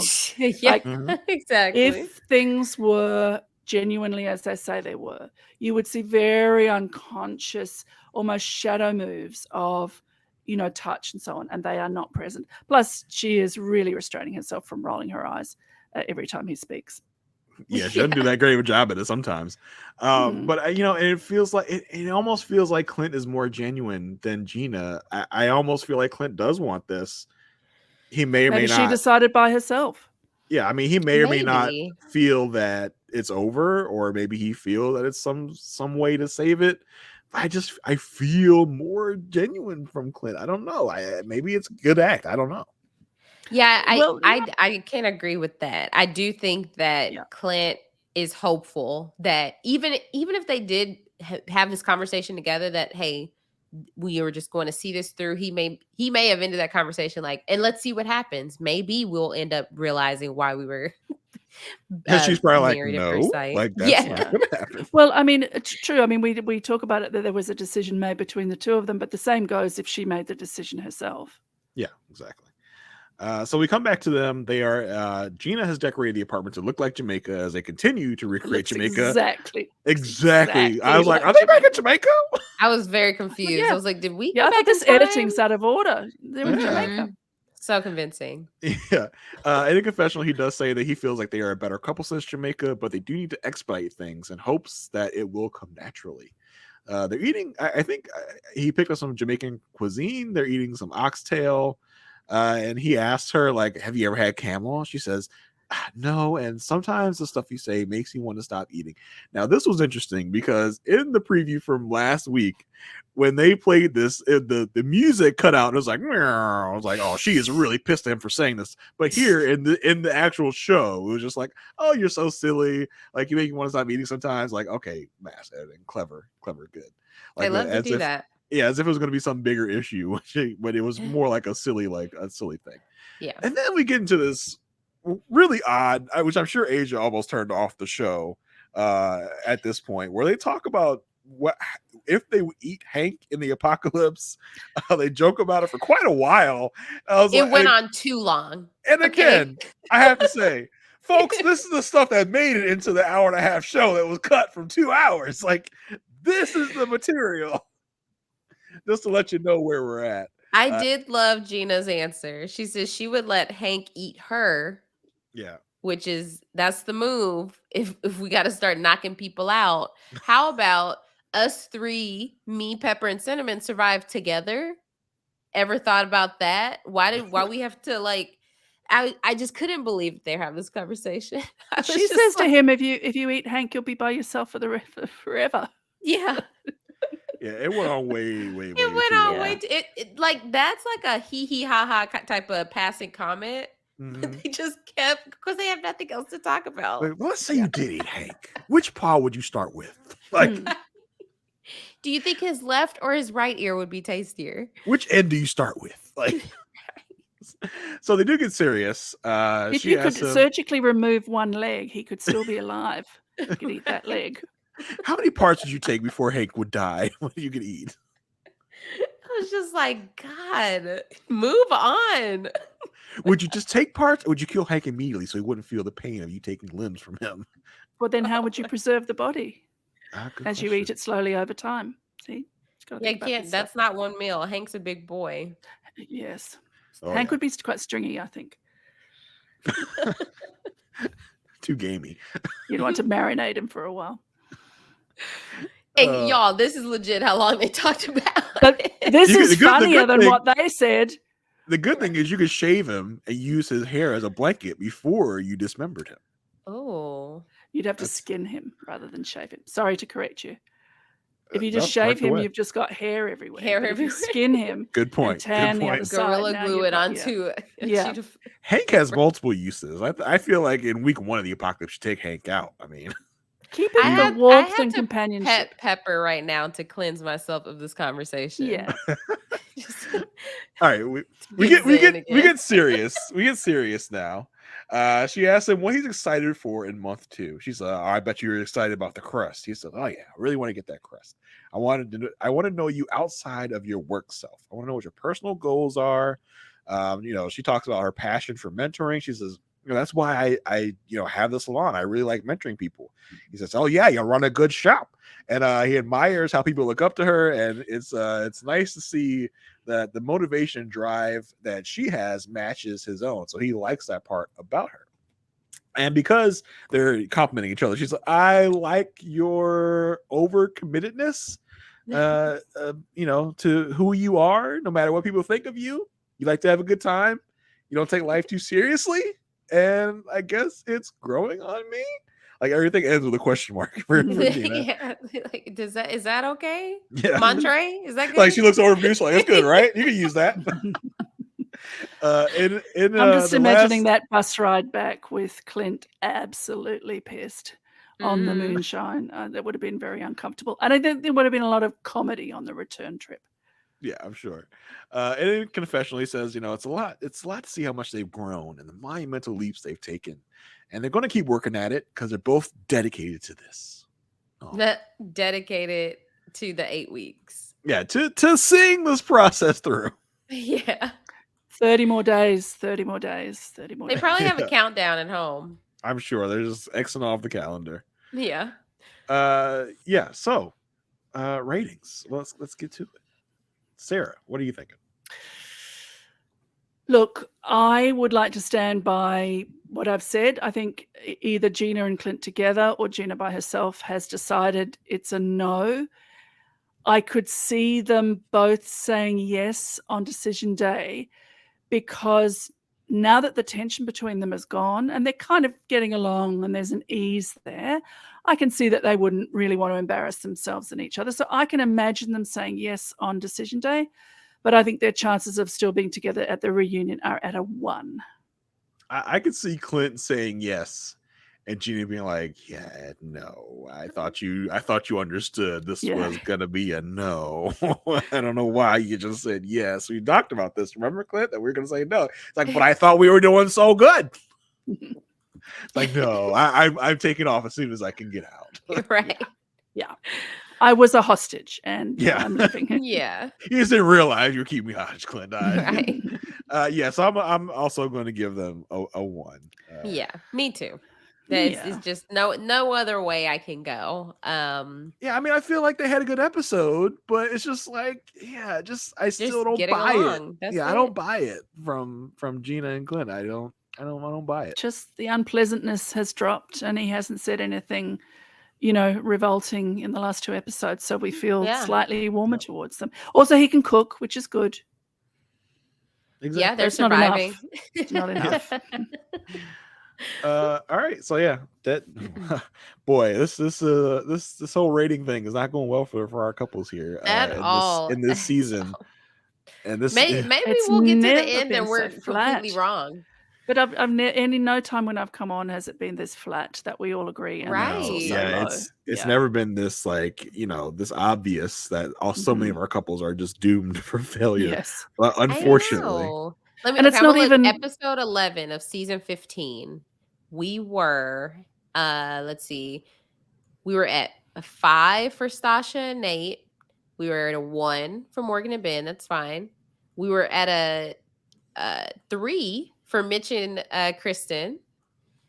For Miguel and Lindy, we were at a 4.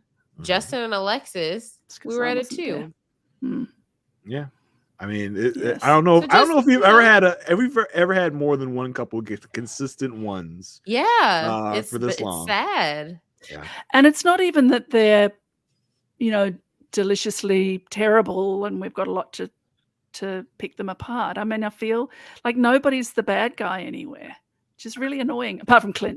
But even Clint sort of calmed down. Well, Clint. I would say Eris is the bad guy in that. He in that is, situation. but he's hurting The himself as ultimate much as he's baddie. hurting other people. So, I can't even I can't even enjoy smashing in on him.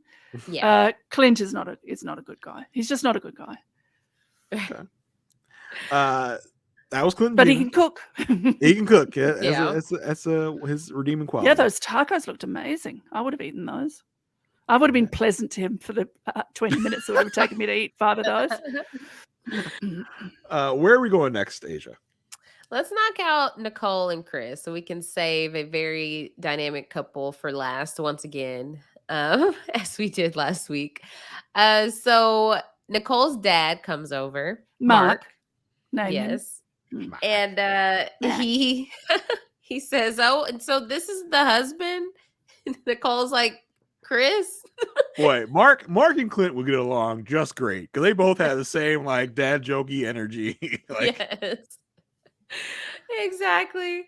And so we get a confessional from Chris saying that Nicole's dad, so Mark has been very skeptical since the beginning. So he's really hoping he can come around.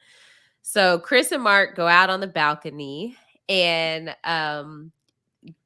Mark says that Nicole has been saying some really nice things about him. And does Chris feel married? And Chris is like, yeah, I feel married. She takes care of the dogs. She does get up earlier than me though, but I feel myself little by little getting up earlier, but she still gets up earlier. I was like, Chris, are you just trying to find things to talk about? Because why is this point a point of concern? And Mark takes this and he jumps on this. And so I was like, whoa, hey, don't do it for her. Do it for you. Yeah. Exactly. It's make sure you make this adjustment. You're doing it for you and not Don't do it to make her happy. Do it to make you happy, and then she'll be happy. And thereby making her happy. Yeah. This is coming directly from Nicole because we've heard her say these exact same words. Here, Dad, here's your script. Right. Memorize it. We're working off book when you get here. Yeah. Make sure you got it down. Chris says it does feel easy. Feels like they've been together longer than a month. Mark says, look, y'all are in the honeymoon stage. Marriage is not easy. Nicole is not easy. Nicole sucks. She's terrible. Right. He didn't do much of this at the wedding, but it gave me Lindsay vibes. Yeah, Lindsay's dad. At Lindsay's wedding, how he's just crapping on her constantly. Yeah. And both of these people's families have crapped on them endlessly throughout this process. We had Chris's family. We were like, listen, he's terrible. If you don't like it, get out as soon as you can. Right. Exactly. Then Mark goes on this I couldn't even follow it about steps forward and steps backwards. Make sure if you take a step backwards, you're taking another step forward, and then because she's going to keep taking steps forward. Yeah. So if she comes at you and you compromise, so you step back, or you give up the thing you wanted to do because she wanted to do something else, and so you step back. Next time that comes up, don't be the one that steps back. Say, no, I want to do the thing I want to do. So you step forward and she steps. I think Yeah, that's what he meant. Because she's You gonna can't be the one always, that continually backs down because she will she's always always Gotcha. gonna step forward. She's Yes, never gonna she's step always back. going to step forward. Basically, it boils down to everything that Chris has been told this whole season. Don't let her walk all over you. She's Don't a let lot. anyone walk all over you. She's a lot. I'm a lot, she says. Yeah. I'm a lot. Are you? I suppose so. Yeah. She's our a lot person this season. Mhm. Right. We have one every season where it was like, oh, they're a lot. It He's was the Mindy. most tolerable a lot that we've had. I Yeah. couldn't agree more. So was- again, it's a very flat season because the a lot Yeah. person is actually very Yeah. charming and likable. Yeah. I Damn was, it. but I was feeling the a lot a little bit in this I was episode feeling the a lot because in this What, the episode, group dinner? Yes. just throughout Okay. throughout the whole And her whole segment. response to the wedding video and Right. Yeah. Gotcha, So okay. I'm starting to feel the a lot a little more. But yeah, I mean, we had Chris this in, too. we had this in Lindy last season. We had it in Lindsay the season before. So yeah, Nicole is a lot person, and like I said, beginning to feel the a lot. Yeah. We had our Michaela. Yep. She was a lot. Yeah. So Chris, in response to this explanation from Mark, says, like, you know, in past relationships, he has put in a lot and it's been one-sided. And we get a confessional from Mark. He's like, look, I'm going to just say it on camera. Chris needs some BDE, but he did not say BDE. And he also did not mean big dad energy. He just said Because it. Mark is the big dad. Yeah. Chris needs the big D. Yes. He says, you know, you can be an alpha quietly and confidently. So he just kind of like wants Chris to just like, basically. What was that? I don't know.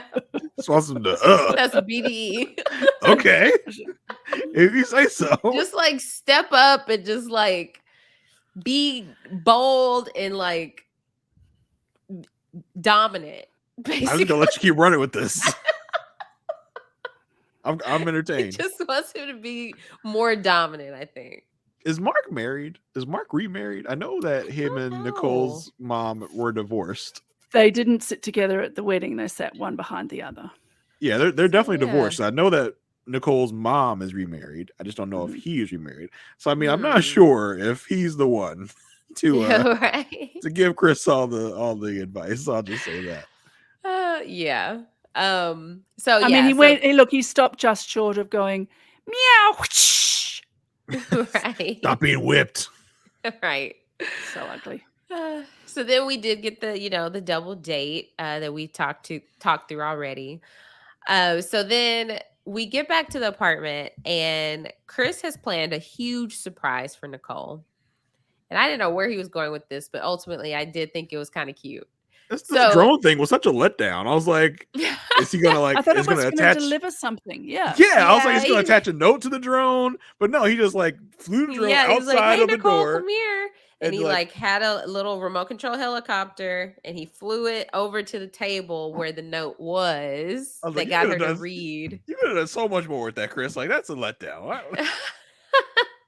He just wanted to play with a drone for a minute. That's all he wanted Yeah. to do. Yeah. Get He it? could have dressed as a helicopter. Because we're going on a helicopter. It's a Well, like drone. pretty now, sweet, huh? now, Nicole thinks a helicopter ride is a unique idea. She was thrilled.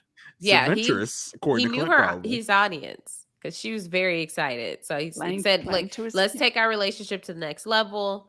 And they're going on this helicopter ride. Hilariously, he meant vertically in Yeah. space. Right.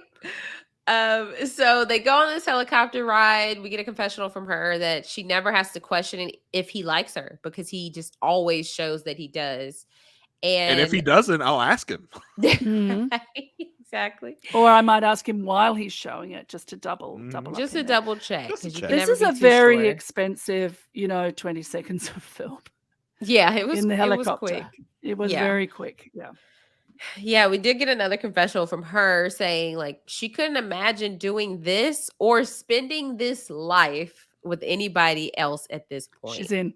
She's all in. Strong statement. She's in it to win it. She ain't quitting this. So yeah, and that's all I got from the helicopter ride. Yeah, it wasn't much. You did a lot with it. Congratulations, Aysha. So they go back home to their living room. They're watching their wedding video, and Nicole, she says she feels worse seeing herself on video because her makeup was terrible in her opinion. Her makeup's not how she wanted it. Her hair is not how she wanted it. And we get a confessional from Chris, and he's like, she's being overly critical of herself, and it's concerning because like she can bring herself down this much. And he's like, the more it comes up, the more it starts to become an annoyance. And he tells her like, you can pick this apart, but like, don't be ashamed of yourself. But she just continues to comment on how she looks. Yeah, Chris and starting also to feel the a lot. He's starting to feel the a lot now. Speak poorly of a makeup artist and a hair stylist. Well, what happened was, you remember on After Party, Jason, she explained like her friend they had popped some bubbly, and apparently it had sprayed on Nicole while she was in her wedding dress. Yeah, so right before she was gonna walk out. So that's part of the reason. That is serious. But I mean, honestly, like I think we talked about it at the time. Like I didn't even clock anything wrong. Like to me, Nicole in her wedding looked great. I don't get it. Yeah. And Chris, I think is gobsmacked as everybody else. She's like, "What are you talking about? Like you look great, you look beautiful," and she's just so down with herself. That's the problem, though. She has that view, though. Like she knows it was done in a rush. Like this was like a quick job, and she probably loved how she looked right before the champagne shower. And then boom, she had to get like a redo everything. And then that's her perspective. And like knowing that experience behind it, that making her look worse in her own eyes. She also reveals that, to Chris and to us that she has an ED. And we knew that from her response to him being honest, just being honest. I told the camera and the whole of America and the world that you were thicker than my usual girls. You used that word yourself, he says to her. Yeah. Yes, Chris, that's correct. She did. As she says to him, quite reasonably, rather than stabbing him through the heart with a steak knife, she says, yes, I can say that about myself. Someone in the everybody Facebook has group, to understand. Yeah, someone in the Facebook group pointed out something that we didn't talk about last week, that had like Eris said thicker, like thick, he would be saying it as a compliment, because like in the Black community, thick is a good thing. Like you're thick, you're like you're looking good. You got a big bum. Somebody likes a big bum. Exactly. Yeah, it takes a little different cultural connotations, with different groups. So yeah, that's definitely a difference that I think is important. Yeah, and it's also an appropriation of the word, because Chris, in your culture, you mean fat, so you just have to say that, and you wouldn't say that. So don't use another cultural word to cover up. Yeah, and I do feel like like that word has been taken. Like yes. Because people were saying thick like to describe anything until recently when certain groups were using it. I feel like now other groups are using it in the wrong way. I'll say right. Yes. That's always the way it happens. Yeah, of course. It's because white people don't have any culture, Jason. You know that. I don't want to say it. I mean, well, I can only half say it. I'll say it. You can full say it. Yeah. Well, we do actually have culture. It's just that for some reason, we look outside our own. Blah blah. That's a whole conversation. But it was very. We'll say that for the philosophy. We'll say that for the philosophy. We'll say that for the philosophy. But it was very strange for me to hear him use that word, and I thought, this is not a generation thing. It's not like the kids these days using the word thick. It didn't even come naturally to him to use it. Like, what are you going to start talking about her Riz now? You're real thick. Sweetie pie. Yeah. Right. Whereas the word slender is very much, she wasn't as slender as I normally go out with girls that are more slender. How about you don't talk about her weight at all? Yeah, period. I know the producers are like prodding you to do it, but just be a little more self-aware. And because listen, it's the job of reality TV show producers to trick you into saying something that you shouldn't say. That's the cameras their aren't job. rolling. The cameras aren't rolling. That is their job. It's important you don't fall for Rubenesque. She's more Rubenesque than the women I usually go out with. Come on. Get with it, Chris. When he said in the confessional that like she's starting to become more of or like her talking about this is starting to become more of an annoyance, I was like, oh gosh, now we got to hear this later. I had a confessional where I said, I might have said. So 10 minutes ago when I was in my interview, when I said, you might watch this, you might be mad at me. Like he comes out of the interview and he's like, listen, I just said something that you're going to find probably not great. I did say the word annoyance, but I don't want you to take that in any kind of way. Annoyance could be a good thing. Exactly. You said it about yourself. You said you were annoying. Oh my goodness. So yeah, I don't know. I think that this is like a taste, and Chris doesn't really know how to handle this when Nicole gets like this, because he was trying to be assuring and like, you look fine, but that's not going to stop her from what she's doing, right? No, so she's already on the train of like bad thoughts, and he can't. No matter what he does, he can't stop it. Right, but he does have the obligation and the duty to say the right thing, no matter what. Yeah. So he handled it as well as he could have. But then at that point, it's like, even when he says these things, she's like, you have to say it, like, you're my husband. Okay, well, like, when can that stuff hold weight rather than just like, oh, he's saying it because you think he has to say it? Yeah, he gets no credit for saying the right thing. I don't know. I don't know when that turns around, but it won't. So even if you tell your wife, if you give your wife a compliment, no, I don't get credit. It's just like you have to think that. Listen, okay. Prime example. Got my wife flowers last week for no reason. Okay, no reason. Come home with flowers. What'd you do? Why'd you get me flowers? What is this? The questioning. Can't get credit to save my life. What did you do, Jason? I didn't do anything. What did you do, Jason? I didn't do anything. I saw flowers. Last time you brought flowers for nothing. What did you do? I didn't do anything. I've never done anything. On the record, I have never done a single thing. Did you watch a show without her? Well, listen. Make sure nobody's listening. I do that all the time. But no, I didn't do anything. I just saw flowers. Like, oh, get her some flowers. She has complained in the past that I do not get her flowers for no reason. Got her flowers for no reason. Waited, because of course when someone says that to you, you can't then the next day get flowers. You gotta wait. So I'm like, okay, perfect timing. She hadn't said it in a while. Let me get her flowers. What'd you do? Why'd you give me flowers? Blah blah blah. I'm like, can't win for losing. May I make a suggestion? Not that I am Pastor Carl or Dr. Pepper. Or I would take your advice over theirs any day, sir. Go ahead. Next time she says, you never give me flowers for no reason, say to her, could you just write that down and put a date on it? And then pop that little piece of paper in your wallet. Wait. Bring the flowers. What did you do? Excuse me. Excuse me. Then bring out the note. And then when she wants to divorce you, you can blame me.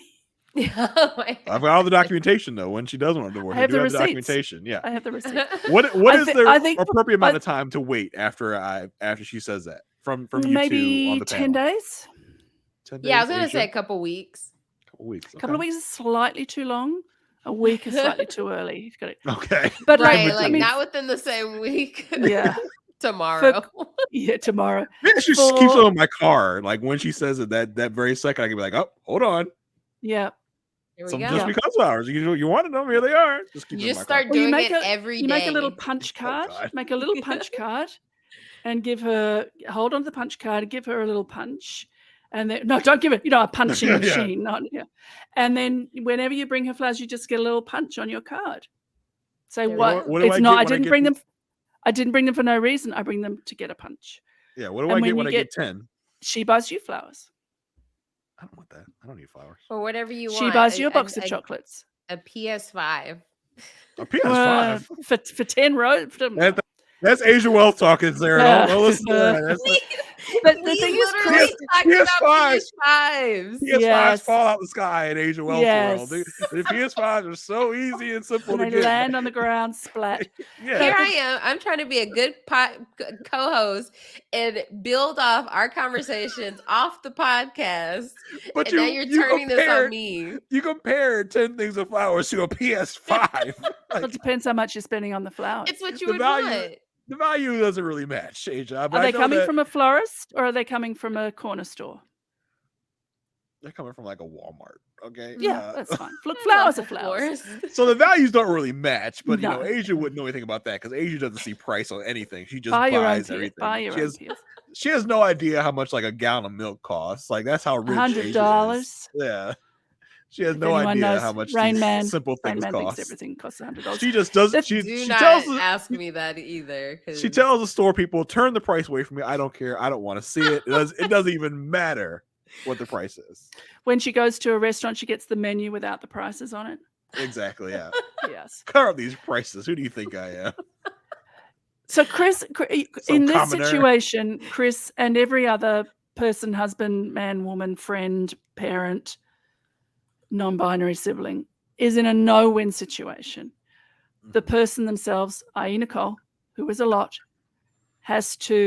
must understand that they are size beautiful, whatever that is, whatever they are size beautiful. And, if you can't love yourself, not only can you not love someone else, but you can't let someone else love you.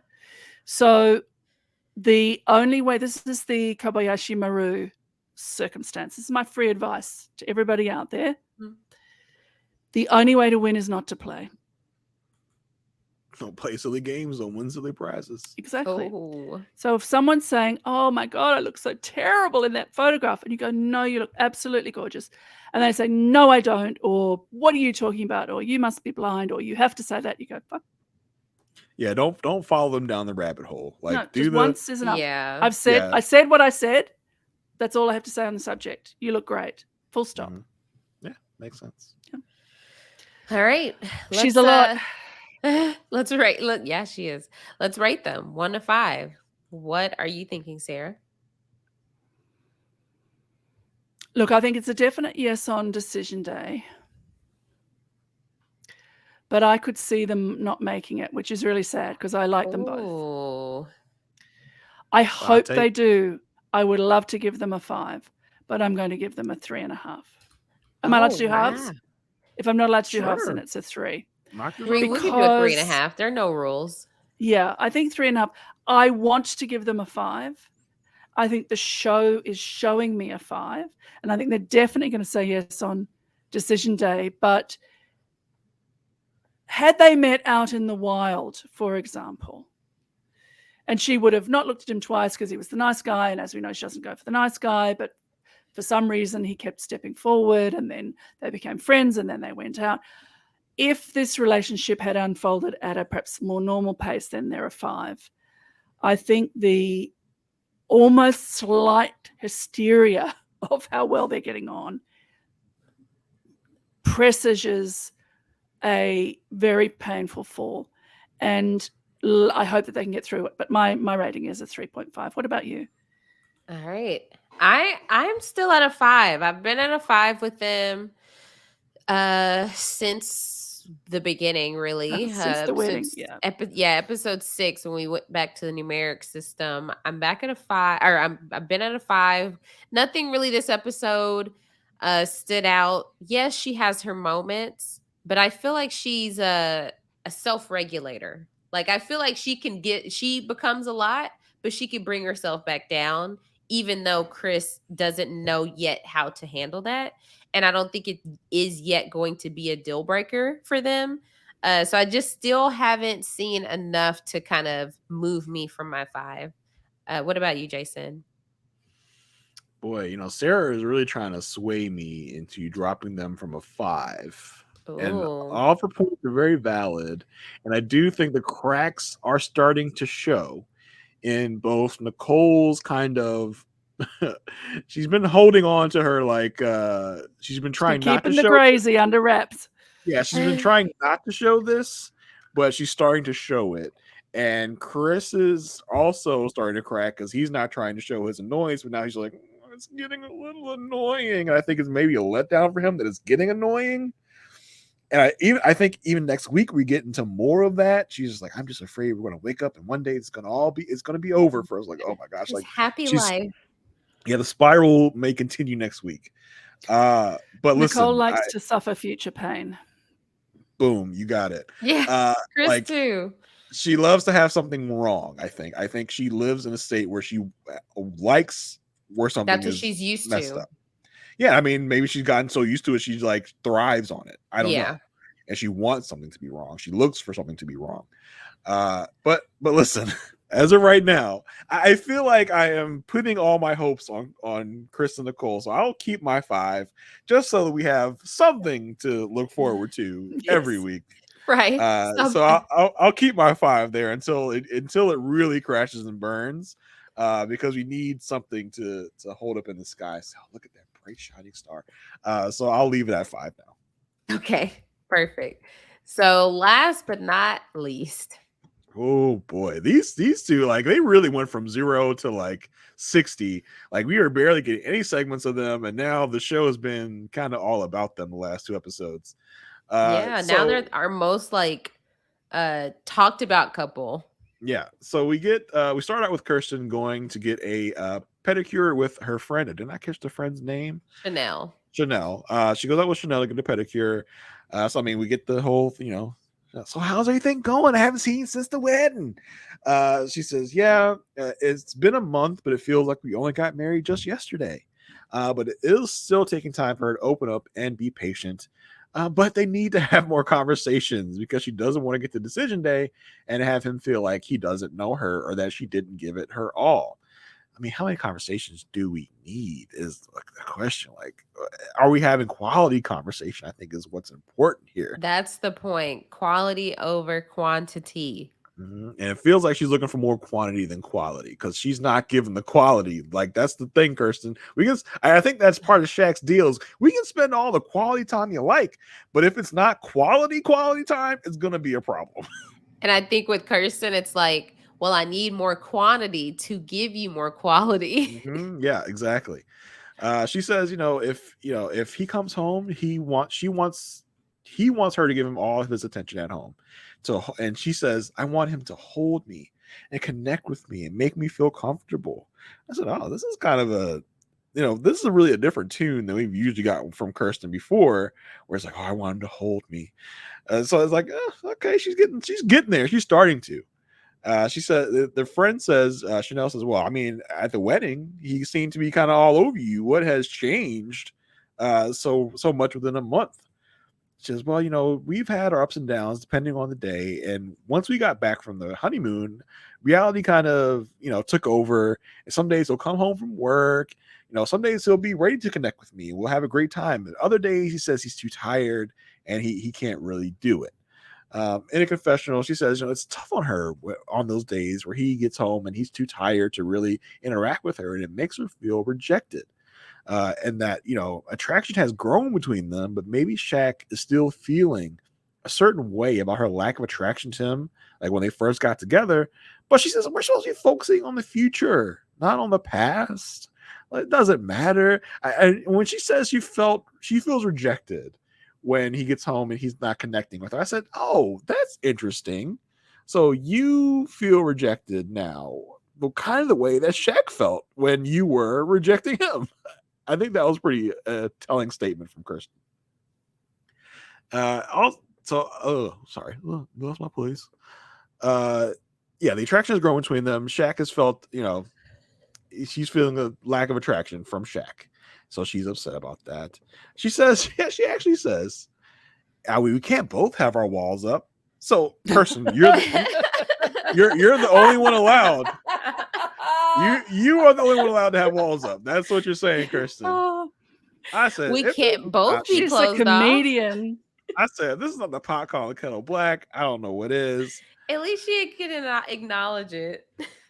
I was like, Kirsten, you're not helping yourself here.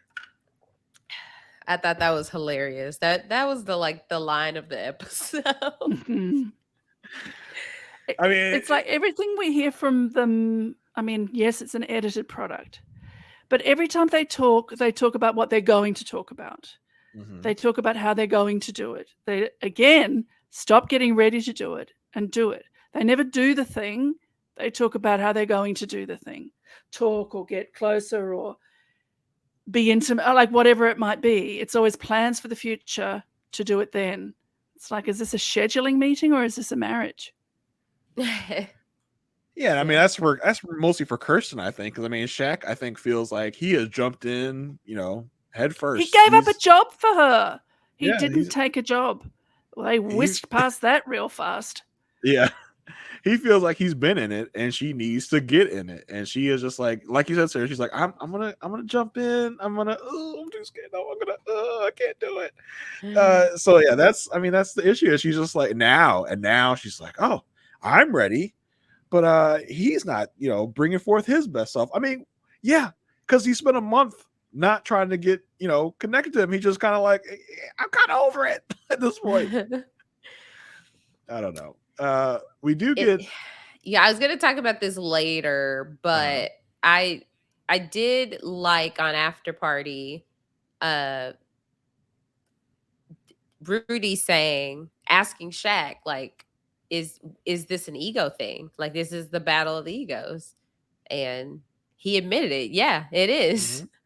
Because the guest that was there, had pointed out that, like, yeah, she wasn't there and she wasn't ready to be there. And then now she is, but now he's saying no, even though he was ready to be there at the beginning. So it's like the math isn't mathing, but it does math a little bit, because it's like, well, the reason he's not there anymore is because of the period of time she wasn't there. Yeah, it's like, well, now maybe I'm not there. How do you feel about that? Yeah.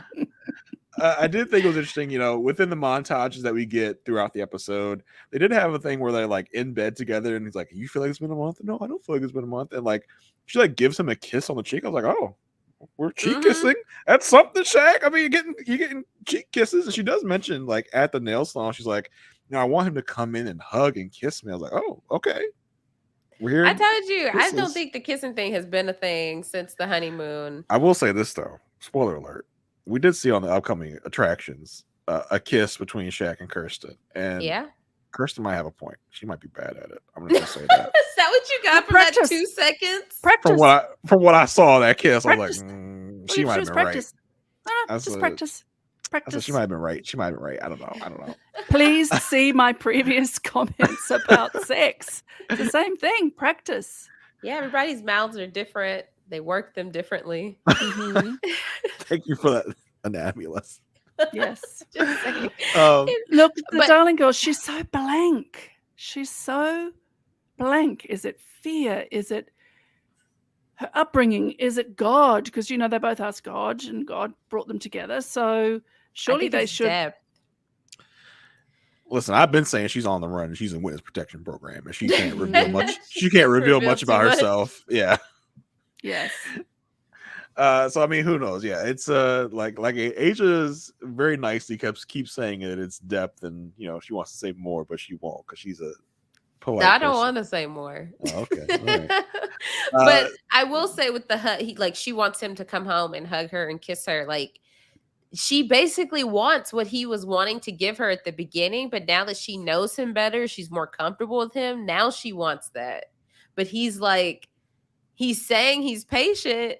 Which, patience is like, you can't, like, a month. I think he wanted to be where she's ready to be now, which is kind of a natural progression for a relationship. Yeah, but he was like, no, you are my wife. We should be there day one. And that's the mindset that gets people in trouble a lot. Yeah. Like, with the whole sex thing, with the we should be doing this because we're married. No. You married. Are married. You are quote unquote married. You are air quotes married. You are still strangers. And but I do think they should have been further along than they are now. I think there should be some mouth kissing. If you're they spent a whole week together 24/7. Yeah. I think at that point that Kirsten should have been giving more than she was giving. But yes, Shaq may have his expectations may have been set too high based on the fact that we are married. So whatever. They go I think on there their was little, also that very sorry, Jason, but there was that very curious thing of she turned her cheek at the wedding because he didn't ask. Yeah. That's fine. Go walk down, the aisle, back down the aisle and go and have your glass and say to him, I noticed you didn't ask me for a kiss. That's why I turned my cheek. I'm just going to leave that with you. But no, he's supposed to guess. That's why. Yeah, and that's a good she has point, become Sarah. so obsessed with the fact that he didn't ask that she's chewing on this nut of him not asking 30 days later. Yeah, that's a good point because it's almost like it's a lot of game playing a little bit with Yes, Kirsten. that's It's what like, I don't like. and she'll talk about it again later in this episode. It's like, well, you didn't ask, and he's like, well, why would I have to ask? Like, why can't you just say what you're feeling? Why is it this game? So yeah, I think that's definitely prevalent in Kirsten's actions here. They do for their 1 month go on. I think that they said the Shaq made this date happen, but I mean, listen. This is all kind of MAFS. Like, this is all MAFS setting all this stuff up. Yeah. They go to a roller rink. They put on helmets and knee pads. I mean, I think that was overkill. I think the image from this episode that is taking over the Twitter streets is the picture of Kirsten with the helmet on her head. It's like it doesn't fit her. It's just kind of sitting on top of her head. Just don't put it on. I told Sarah, don't put it on. I told Sarah and Asia before we started, I tried to find one of my daughter's old helmets to put on my head so I could really kind of show you guys what we're talking about, but I couldn't find one in time. And then later they're skating around with the straps around their necks and the helmets. I mean, truly. Nonsense. Just pointless. What are you doing? But I will say it's funny because one of my sorority sisters, who is a listener of this podcast, shout out to you, Candria. She sent me. Hey, Candria. What's up, Candria? She sent me a post of like behind the scene photos and videos of this date, and they were skating to one of the songs that was playing was "Nuck If You Buck" by Crime Mob. I was like, that's drastically different than the song they played on the show. They did not change the playlist from like Saturday night. Like, right. Like, it's supposed to be a romantic thing, not like a get your groove on type of thing. Get your groove on. Get your groove on, kids. In the confessional, he talks about how she's a better skater than him. She does tricks. She's dancing. They're really enjoying this moment. He's really enjoying their quality time together. He said this so condescendingly. Oh my God. It's like this quality time she keeps saying that we need to have. So I am annoying. enjoying it. Kirsten heard that expression at some point. Uh-huh. She doesn't know what it means because she means quantity time. She means spending time together. Quality time is something else. I mean, look, for me, the relief was to see her happy and smiling for the first time in, I won't say it's the first time in 11 episodes, but yeah. Oh dear. You should have asked God for someone a bit more lively. Yeah, maybe you should have asked God for an atheist. They could have had, spirited debates. Oh, he would have not. They could. You could that. get Shaq to stop talking about it. I'm sure they'd still be lecturing her to this day. Oh, second. Absolutely. They sit in the middle of the rink and they have a little date. They've got their skates still on. Yeah, that could not have been comfortable. As they're eating dinner and having champagne. She tells him that she loves their time together, and this was a great way to celebrate their marriage by doing something fun. And she's enjoying him, enjoying herself. He says, "Yeah, this has been a fun month. Even though there's been so much going on between school, between work, between being married." And she tells him she thinks they have a bright future. He asks her, "What are you looking forward to most?" She says, "Spending time together, making memories, traveling." He says, "So what?" So he says, "What he's looking forward to is spending time with her friends and her family, and seeing how she is around them, and learning who she is." Who Kirsten is as a sister, as a daughter, as a friend. She counters this. She's like, "Well, hold on, not so fast." She says, "To get to know me, you just have to be around me." He says, I mean, am I not around you already? Like, what's up? She says, I mean, sometimes, but we have to be intentional when we're around each other. I feel like she's now copying off of him because this is exactly what he said to her last episode. Like, she's a copycat. He's like, we have to be intentional when we're around each other, have intentional conversations, and that will give me the comfortability to open up to you. And he kindly doesn't ask her to define intentional. Yeah. In his own confessional, Shaq says, Shaq says, we are still not on the same page when it comes to He says, we are spending. so screwed. We are not on the same page when it comes to spending quality time. He says, I have been around her. We do have our moments. And she keeps saying, give it more time. And he wonders what he has to do differently. He back inside of the rink, he's asked her, like, what is it going to take for you to let your guard down? She says, well, I am letting my guard down day by day. He says, I am not seeing that at all. We talk about getting to the next stage, but we always stay in the same place. We have all these conversations. We're still stuck in this place. She says, well, starting today, I will, try to keep letting it down bit by bit every day. We can only control what we can control today. And Shaq says, well, time is of the essence. We got a decision date. She says, oh, well, we have a lifetime. What are you talking about? He says, I mean, yeah, but we also have a decision date, like a day. Then after that, the lifetime comes. In her confessional, she wonders if he's focused on decision day or is she focused on their marriage that's supposed to last a lifetime. And it makes her nervous for her to actually bring him around her family because she wants to know that he is committed to her and not have one foot in and one foot out before she actually gets her family involved. Listen, I get this. You can't hear me? I can. You're just really loud. You're very emphatic. Really? Yeah. Yes. Oh, wow. Okay. Sorry. Hot. You can hear me too much? Yeah. You're too much, Aysha. There you go. I get what she's saying.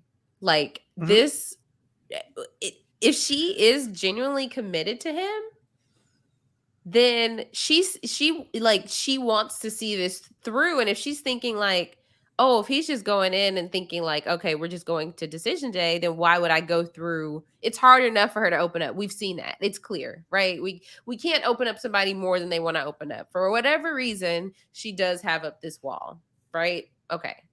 So given that fact, given who Kirsten is, then it's like, okay, you have to deal with the cards you're dealt. Yes, he wants her to be more open, but I totally see how she's feeling right now in this moment is like, okay, if his eyes are set on decision day, then why am I going to continue to be vulnerable and continue to like open up? Because I feel like for her to say she's been open up day by day, can't we see it?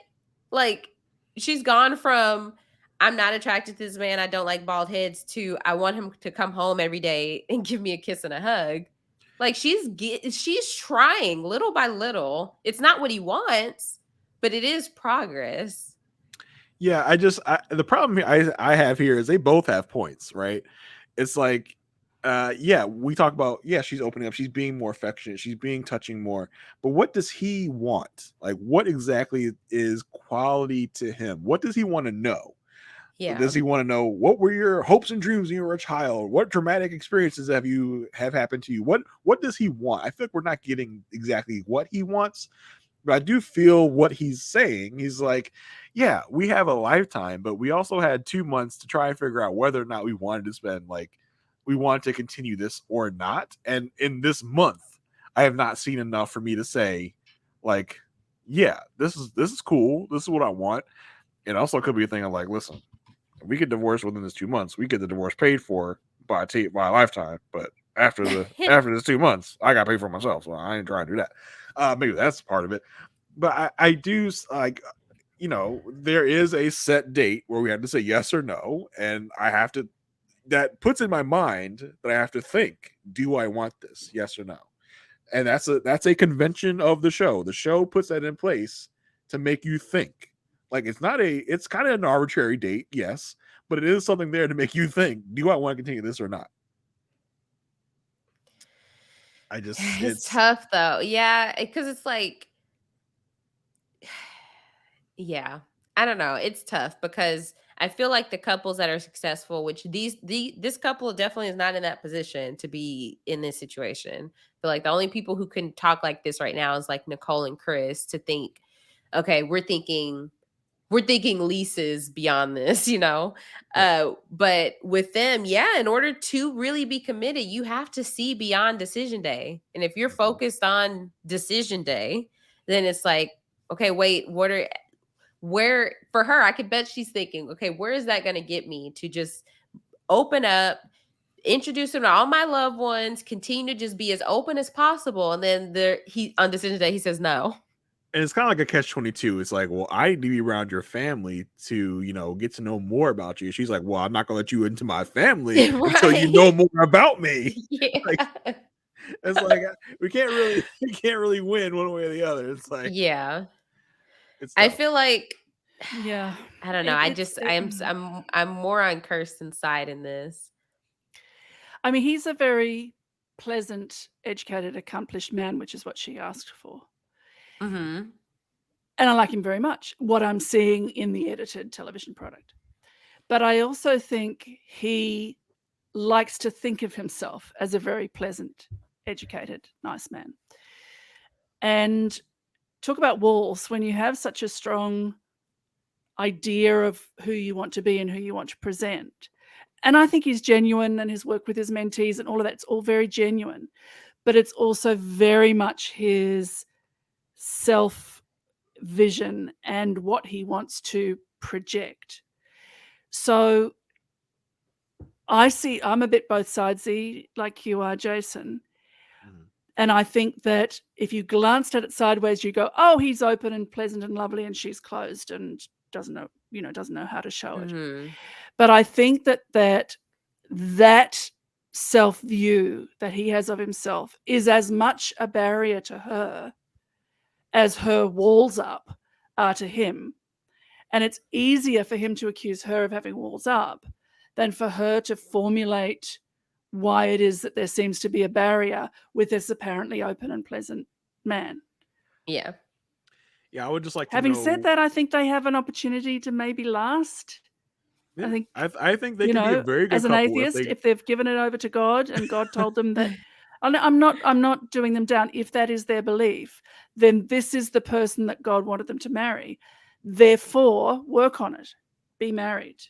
Sorry, Jason, what were you going to say? No, I think if they got out of their own way, they would be a perfect couple. Yes. And that's like so frustrating about them, especially as we'll get into later down this line in this episode, is Shaq is kind of putting barriers in his own way at this point to make this work. And like Aysha has been saying, I'm not sure if there is anything behind the wall. Like, he wants so badly to get behind the wall. What if there's just nothing there? There's nothing there. What if he's putting up a false wall? What if he's falsely telling her that she has a wall, and now she's like, oh yeah, I do have a wall, but yeah, I do have a wall up. there's nothing behind the wall. What's behind the wall? The wall makes me interesting. Leave the wall up. Yeah, it's like we get the wall down, just like, oh, there was nothing here this whole time. Like, I spent so long tearing down this wall, but it's just a normal like person behind this wall. That's weird, because Shaq has so much he has had to wrestle with in his life, from the car accident, from the opportunities he felt he has missed out on in his life due to that. Maybe he's really ascribing that to Kirsten, like, what are your demons? What are your issues? And Kirsten's just like, I don't know. I had like kind of a normal-ish childhood. I don't know what you want me to say. Like, he's like, you have walls. Like, you're not telling me everything. She's like, I guess I do. Like, as Aysha's been saying, maybe there's just not a lot of depth there. Maybe there's nothing to tell. Who knows? I want to know what Shaq wants to know. I don't feel like he's been clear with us about that. I think that's what it is. He has that like traumatic childhood experience. He's like, he wants to know what's her experience that can equate to that, right? And it's like, Shaq, I got nothing. Everyone's so different. Look at the differences in the way they live. Mm-hmm. Look at his apartment that we got to see 2 seconds of. And then just the lack of anything in her apartment. Her witness protection apartment. Yes. Yes. And he was so blown away by that. I think he's just like, maybe he's just not accustomed to, like, maybe he's just never dated someone like her, or he just thinks everybody has to have some like glorious story to explain how they are today. Maybe that's just who she is. And if he wants to say he's so patient, patience would have taken him to this month, because there are definitely couples in the past that have taken longer to get to this point of just like finally trying to meet in the middle.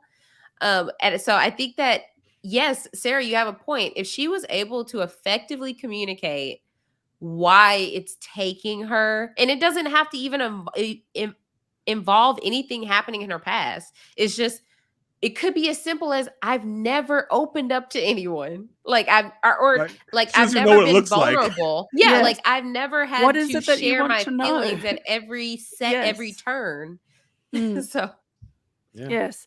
And also, I mean, if she sees herself as, having had a ordinary, slightly the wrong word, but, an ordinary life, and now here she is, and she's nice, and she has a family, and she has, friends and everything. It's like, what do you want to know? yeah. Does your damage want to meet my damage and have Yeah. a baby? I don't have any damage. Let's have a You know, trauma because- baby. Yeah. Let's have a trauma baby. Let's but have I a don't have trauma anything baby, to but contribute. Like, yeah, the genetics on my side will be, but he works with these mentees, and he talks about giving them or allowing them opportunities they may not have had. Mhm. Kirsten's had opportunities. Yeah. She hasn't had. It's not that she hasn't had to fight. We don't know that because she won't tell us. Yeah. But There's she's nothing also to tell. whatever It murder doesn't that she seem like saw it doesn't that- seem like she's had struggle. Shaq wants to find the struggle apart from where there may witnessing be that, none. triple homicide that she's in witness protection for. But Yeah. it's almost like she also has an inkling of that of so I let my walls down and you find out I'm ordinary. Will you Yeah. like me then? You know what, Mhm. Kirsten? He will, because you're a very nice girl. There's nothing wrong with you. Mhm. That's her damage. There's nothing wrong with her. That's Yeah. such a good point. Yeah. I think that's part of it. I think that may be part of why she broke down last week on the after party. Who knows? Yeah. I want them to fix their issues, because I feel like they should It could be work. They a should. great couple. I mean, we were rearranging and putting Jasmine with Shaquille, and look, she's outgoing, and they probably would get on very well. But I just feel like Kirsten is his person, Yeah. and they just need to just bloody well do it. Get Pastor Carl in to knock their heads together.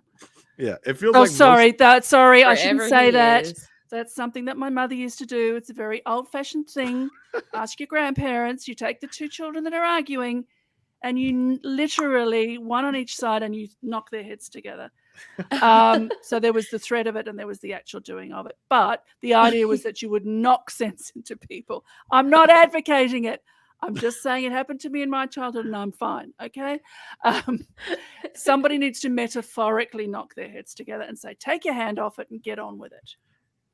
Whoa, hey, phrasing. It feels like, and it feels like their values should align, and it feels like they should be perfect for each other, but they're just not letting themselves get there. Someone is Exactly. putting like obstacles in their way, whether it be Kirsten or Shaq, or they're both doing it at the same time. So moving on from them for now, we'll get back to them in the end part, but we're going to tackle the big dinner as of right now. Everyone's in their apartments getting ready for dinner. Kirsten tells Shaq like she's excited to see how everyone's month has been, and she tells him, "I think we may have had one of the best months." Like, I'm telling you, if you gave Kirsten glasses, she wouldn't be able to read this room. yeah, it's like, Kirsten, are you sure about that? I don't know. I think Chris and Nicole have probably had the best month. So that was weird. They all get on the party bus to go to dinner. Gina says she's excited to pick everyone's brain, and it makes her feel at ease that she's not the only one going through some stuff. So they're all going through things. On the way to the party bus, Gina kind of burns Clint a little bit. She's like, "Yeah, you were born in like 77, right?" He says, "I was born in 81. Thank you very much." He's old. Aaron said that's probably the nicest shade I've ever heard someone give. Because I didn't even bring my burn cream. What do you know? How do you know? They arrive at the restaurant for dinner. I'm still trying to get the Clint accent down. I'm sorry. It's different every time you do It's it. different. I know it's different. I Always know. Clint, though. I'm And trying yet to get it somehow down. Always Clint. Yeah, I'm trying to get it down. Maybe I'll get it by the end of the season. Who knows? They arrive at the restaurant for dinner. Nicole, who has decided that she is going to moderate this dinner, she's going to put on her couples therapist hat and just work She's the trying room. to usurp my position, Nicole. Get off it. Yeah, we only have one doc here, and it's Sarah. She asked everyone how they celebrated. Gina and Clint start. They talk about their day and how much Clint has bonded with Hank. This is Nicole. She says, "Well, how about you and Clint? How are you two bonding?" They both got it apprehensively. It's like, yeah, we've been bonding. Sure, totally. Oh yeah, real bonded. Clint says, for the 5th time this episode, they've come a long way since Jamaica. They keep propping each other up and really focusing on the positive. It's like they're buzzwords at this point. Yeah, Nicole says, I didn't have high hopes for you after Jamaica, but you really turned it around, and it's beautiful to see. I like how she says, I didn't see much hope for you after Jamaica. Clint's like, oh, thanks a lot. Really appreciate it. That's right. great. Shaq comments, Clint and Gina, you guys look great together. Clint says, we are on the right trajectory, so we are hoping things work out for the best. And then Nicole turns her eye to Jasmine and Eris and says, I'm really great at reading body language. I'm sensing that things are really good between you two. Am I right? No, Nicole, you're not right. You're very wrong. Completely wrong. Oh, not Listen, I know everyone that's watching the current season of Survivor, your flags went up when Nicole said she could read body language really well. No, it's a flashback to Carson of this season of Survivor, where he totally got it wrong based on quote unquote body language because he's an expert. It's like, I can see it. You guys are great, right? Yeah, you're right. So you guys are great, right? Nope. Jasmine says the company line. She says, I'm attracted to him, but say it with me, everyone. He's not attracted to me. Yeah. And she hopes his attraction grows, but if it doesn't grow, she just has to accept it. Nicole says, you and Eris are getting to know each other more every day, and feelings are being shared, and maybe one day you'll fall in love with each other's personalities, and then the physical will follow. Nicole has high hopes. Jasmine is very high. She wants them to go to Smash City and not to break up televisions. Exactly. Jasmine, throughout this whole exchange, just trying to cringe and smile her way through this. She's like, yeah, it's that beauty queen coming out that Felina keeps talking about. In a confessional, Nicole says that this is the Statler and Waldorf moment for Nicole and Chris that we get sometimes with our couples that know everything. They have to comment on every single person's relationship. So Statler and Waldorf, aka Nicole and Chris, Nicole says, Eris really needs to treat her like a wife and not a friend. Chris says, yeah, Eris is just so in his own head too much, and he's not feeling it right now. Back at the dinner, Jasmine talks about being more intentional. I feel like Pastor Cal has affected these people with the word intentional. That's the word. Like intentional. Like intentional and grace has just infected this season. We get that sometimes. Grace. I thought if one more person says grace, I'm throwing my laptop. Yeah, like intentional and grace have really affected this season. So Jasmine says we have to be more intentional and initiate. She says, but how can she initiate when he keeps saying that she is not what he's looking for? Like, how can those two things coexist together? How can she initiate when he is obviously telling her that he's not into her at all?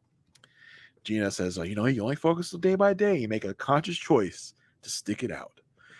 Eris, I'm sorry, I just got totally unprompted. Nobody asked. Eris, the sex god, who didn't want anybody asking him about his sex life, turns to Chris and Nicole and says, well, you're the only people I can ask about this. What is the difference between single sex and married sex? Oh my gosh. Nicole says, it's married life and sex life is because we know we have the rest of our life to have sex. We're not under pressure to do it, but also at the same time, we just started, so we actually like to do it. So it's a big mixture. So the questioning, the Inquisition then turns to Shaq and Kirsten because we follow the natural flow from the sex conversation. It says, Shaq and Kirsten, you guys? And Kirsten's like, at first she's like, no, we have not. We have not. Nicole says, has anything progressed? I mean, past kissing on the mouth, because I mean, we're all doing that, right, guys? Like everyone's kissing on the mouth. And Kirsten's like, Gina and Clip, like, okay, don't look at us. Not gonna say anything. Nicole asks if they've hit any new bases at least. Kirsten says no, and she says, "Well, I don't know why." She asks Shaq what he thinks. Nicole says, "What you don't know? Are you not awake? Are you not there?" See, this was questionable. I know that we were talking about it in the Facebook group. Did she say that to Kirsten? Because I thought she said it to Shaq, and I rewatched it. And it's one of those, it's a soundbite. Well, listen, there's sound bites flying all over. Yes, all this over was like just thrown in. I don't know what context Nicole could have said this, but I was like, oh, I can't even pretend to dissect when that, even if that was said this episode at this dinner. Yeah, it's a Frankenbite city in this dinner here. But Kirsten does say, well, we have a little bit of connection. We have a little chemistry. And Shaq says, well, I mean, I think it's there. Like, I think we have chemistry and connection, like plenty of it. Basically is what he's saying. In a confessional, he says he's been giving Kirsten grace and patience, but sometimes that really wears thin. He isn't sure if he can move forward knowing he's putting in all the effort he can, but she is not giving that same energy. Chris, Dr. Chris says the key is to over communicate and to be vulnerable. Kirsten says, that comes with learning each other, and it's going to take some time. Gina says, take a step back and remind yourself it's only been a month. And they all need to extend grace to each other to grow. So that's pretty much the dinner. I mean, I think one of the tamer dinners, 1 month dinners we've seen. We've had some pretty explosive 1 month dinners in the past. I think this is pretty tame in comparison. But this whole cast is flat and dull, really. True. It is the cast, because even the difference between this cast and many of the past seasons is that none of the husbands or none of the wives have any type of beef with each other. That's always like some type of entertainment. Mm-hmm. Yeah, and it's like they talk about, like, I think, was it Gina or something? Says, like, I'm excited to get back with all the couples again. It's like we've had past seasons where we haven't gone an episode without the whole gang getting together. Right. But we've talked about how we feel like this cast doesn't feel as connected to each other as past casts have. There's no meat there. There's no meat. Mm-hmm. There's no Hank. There's no meat there. Yeah. Nothing to gnaw on.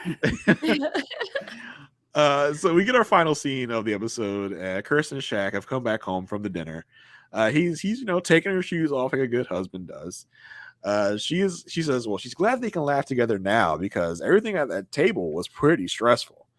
He says, well, it seems like every time we're out with the other couples, you say something that makes me feel blindsided. And, she says, well, what makes you feel that way? He says, well, I mean, it was the comment about the little bit of chemistry, a little bit of connection.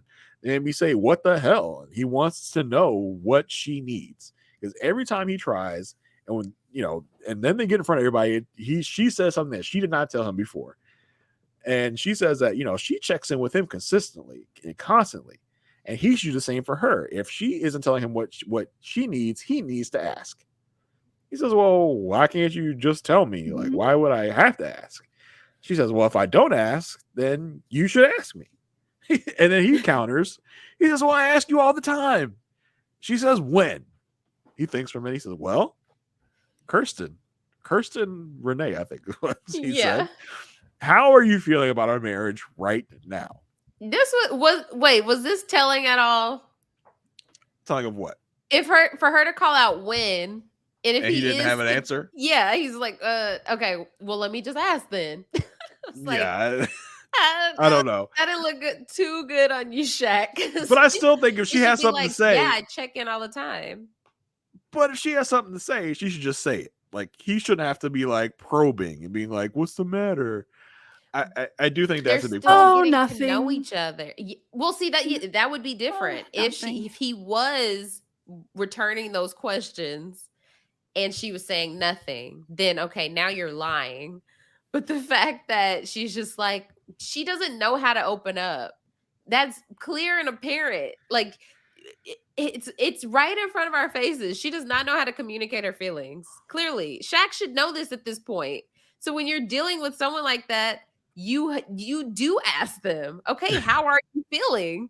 I guess, but if it feels like in a situation like this, where you're on a TV show that is all about your feelings, it should have come out at this point. Like we're having constant conversations about feelings on this TV show. You've had ample opportunity to tell me how you're feeling, and you are apparently still holding back something that you still want me to ask you about, even though we are spending most of our days talking to a production crew about our feelings. Like, come on. Because they did talk a little bit about it on After Party, and he was like, well, every time we talk about our feelings, it's just always me.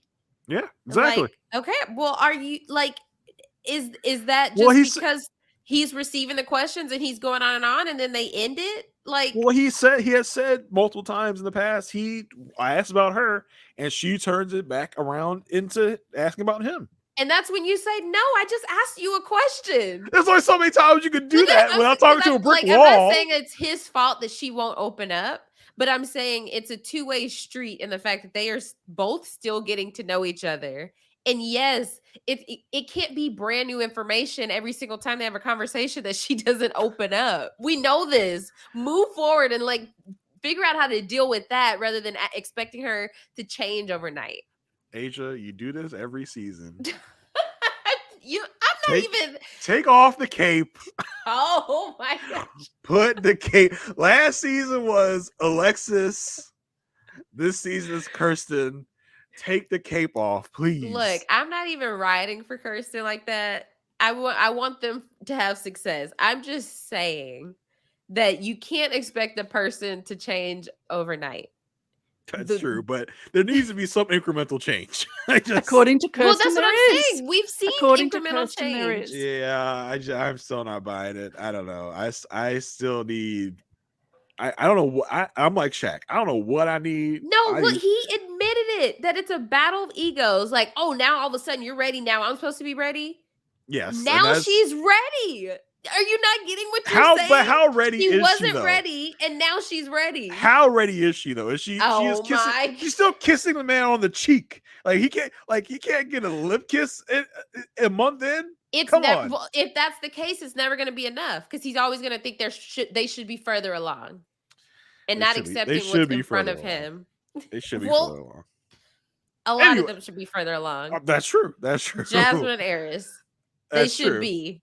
But they're not even being. Yeah. She says he asked her how she feels about the marriage. She says Kirsten had the nerve to say they need to work on communication and the intimacy level could be better. She's in this moment, she said we. I said, Kirsten, you need to say you. You need to work on communication and you need to work on the intimacy level because Shaq is ready and willing and waiting for you to join the party in the communication intimacy level game here. Shaq is ready and been waiting, but all that being said, Shaq does get on his BS right here. He says in the beginning he was patient and he waited for her to be comfortable with any level of intimacy, but now it feels like it's on Kirsten's time, and now it's on her time. When in the beginning he wanted to have affection. She didn't even want him to touch her. She says, yeah, but now I'm ready and letting my walls down. He says, but that's on your time.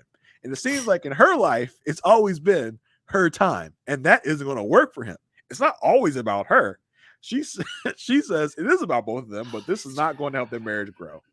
He says he's not sure he wants to be with someone that always has that guard up. And he wants to be in marriage with someone that wants to be in it with him. And it just ends there, which is ridiculous. We don't really get any resolution. Right, because they're not going to continue next episode on that conversation. So we don't know how they ended it. The Shaq after party said they just had a drink and talked more. I was like, okay, whatever. I said the same thing round and round. But what Shaq has to realize is it doesn't matter what he wants. And it doesn't matter what Kirsten wants. It's only about what God wants. Yeah. And again, he's putting his own obstacles in the way now. It's like, dude, like you're getting what you wanted. Just take it and be happy. Like now you're upset because because it's her time. Like, yes, that happens in relationships. Everyone takes their own time to get things. Yes, Kirsten has been moving at a glacial pace. I have said as much, and she should have been moving faster. But now that she's starting to pick up speed, now you're putting obstacles in the way. Like, you're not helping yourself now, Shaq. I want to be Team Shaq, but you're not helping yourself at this point. So it's a very complex and complicated situation. At times I had to stop and be like, okay, what exactly are they saying? I feel it's like word they are salad. talking, They're not actually saying anything. Yeah, they're picking I feel like they're talking in words and circles, just flipping them around. Yes. Yeah, they're talking in circles and saying, well, Just you're have not a open up. kiss. You're not Have a open up. kiss and a You're not cuddle. open up. See how you go. Yeah, it's just like, dude, like, man, it's tough. They're a tough couple, and if it was easier when it was just like, oh yeah, she's not attracted to him, but now it's gotten into such a place where I don't even think they understand what the real issue is here. Right. It's just like they need people to mediate. Yeah. Yes. They need a mediator. Man, because they're not understanding each other. They can't communicate with each other. They don't, like, he's not properly communicating how it's making him feel, the fact that he was ready to be like intimate with each other, not even just sexually, but touch, he said she wouldn't let him touch her at the beginning. And now that she's at that point, he's like, no, where were you when I was ready? And she, in her head, is like, okay, I wasn't there, but now I've gotten to know him more. I'm more comfortable with him, and now I'm there. And now he's saying, oh, I wasn't there soon enough. Yeah, and she can't communicate that because she's like, well, I'm there now. Let's move forward. No, Kirsten. Communicate your journey to where you are now to allow him to understand that you had to go through a process to get there because that's how you are. It's just they're in each other's way. Mm-hmm. Yes, and their own way. Yes, it's like a twister. I mean, as I alluded to earlier, it looks like next week we'll get into some intimacy exercises, and it does seem that they share their first on-camera lip kiss, and it did look very awkward. Oh no! Oh God! Oh no!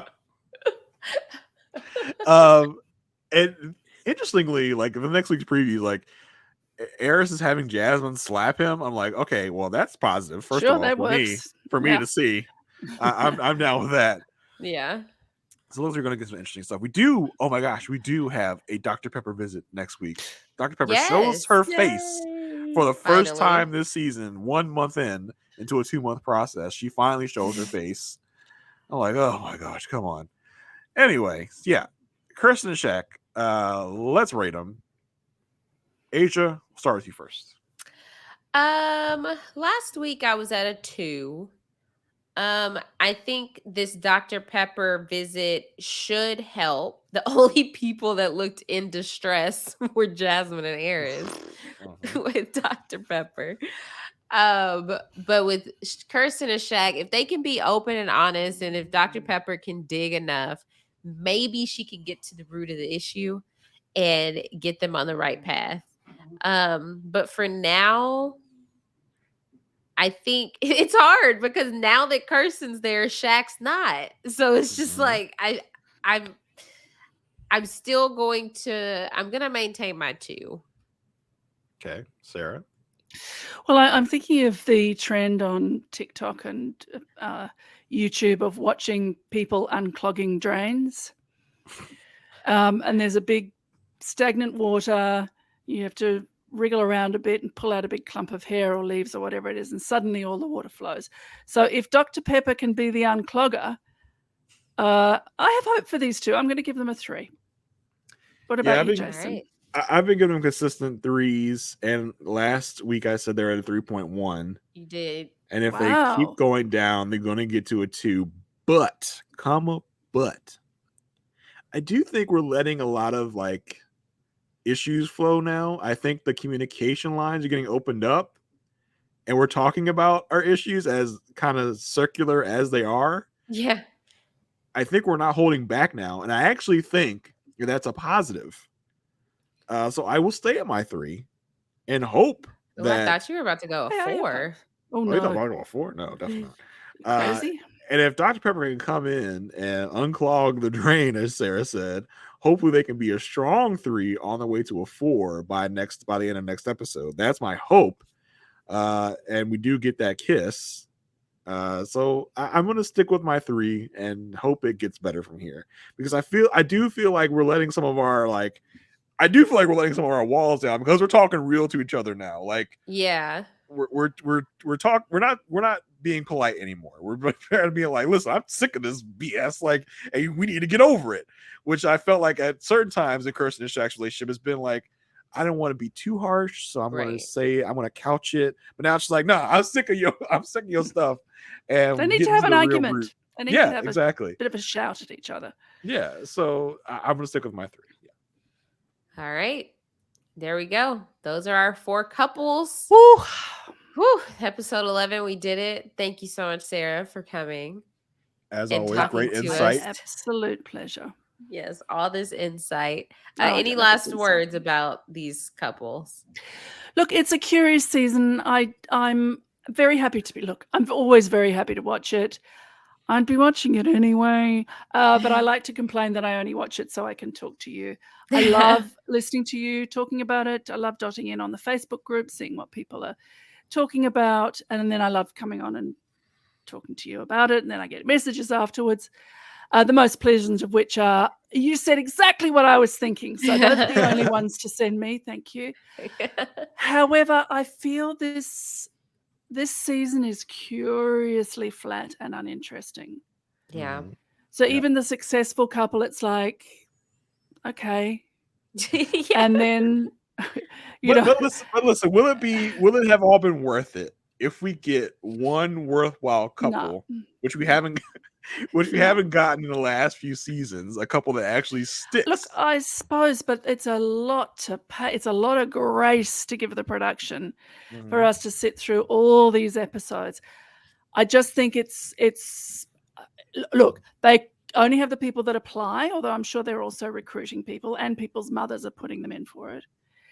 But it's not well cast. Any one of these couples set into another season, their dullness could be offset, but production unfortunately has had the misfortune of having 5 dull couples. You'd think a couple that broke up before the 30 days, wow, that's going to be a really interesting thing to watch. No, it was just like, no, well, okay, let's go. All right, yes. I'm over it. So I will continue to watch it, of course. I hope the best for all of them, Iris included. But it hasn't lifted my skirt this season, unfortunately. Those are my final words. Well, listen, it's a good thing that you have Aysha and I here every week to make entertainment out of this mess. Right. Yes. Without exactly. question.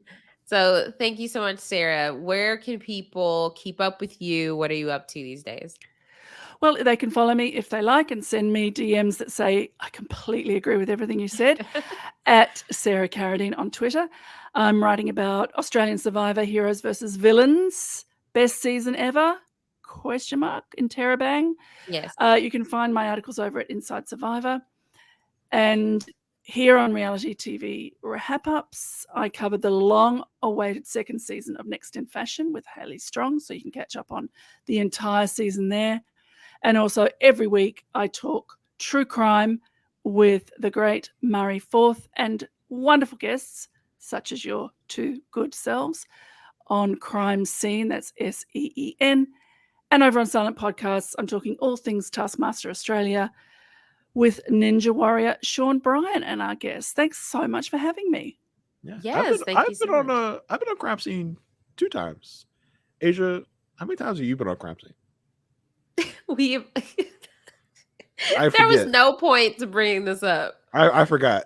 I've been on twice. How many have you been on? Maybe 1, maybe 2, 1. No, it was 1. It was definitely 1. I'm a Crime Scene fan, and you've only talked about the Blue Bell ice cream. I remember that. So it's been 1. I've been on 2.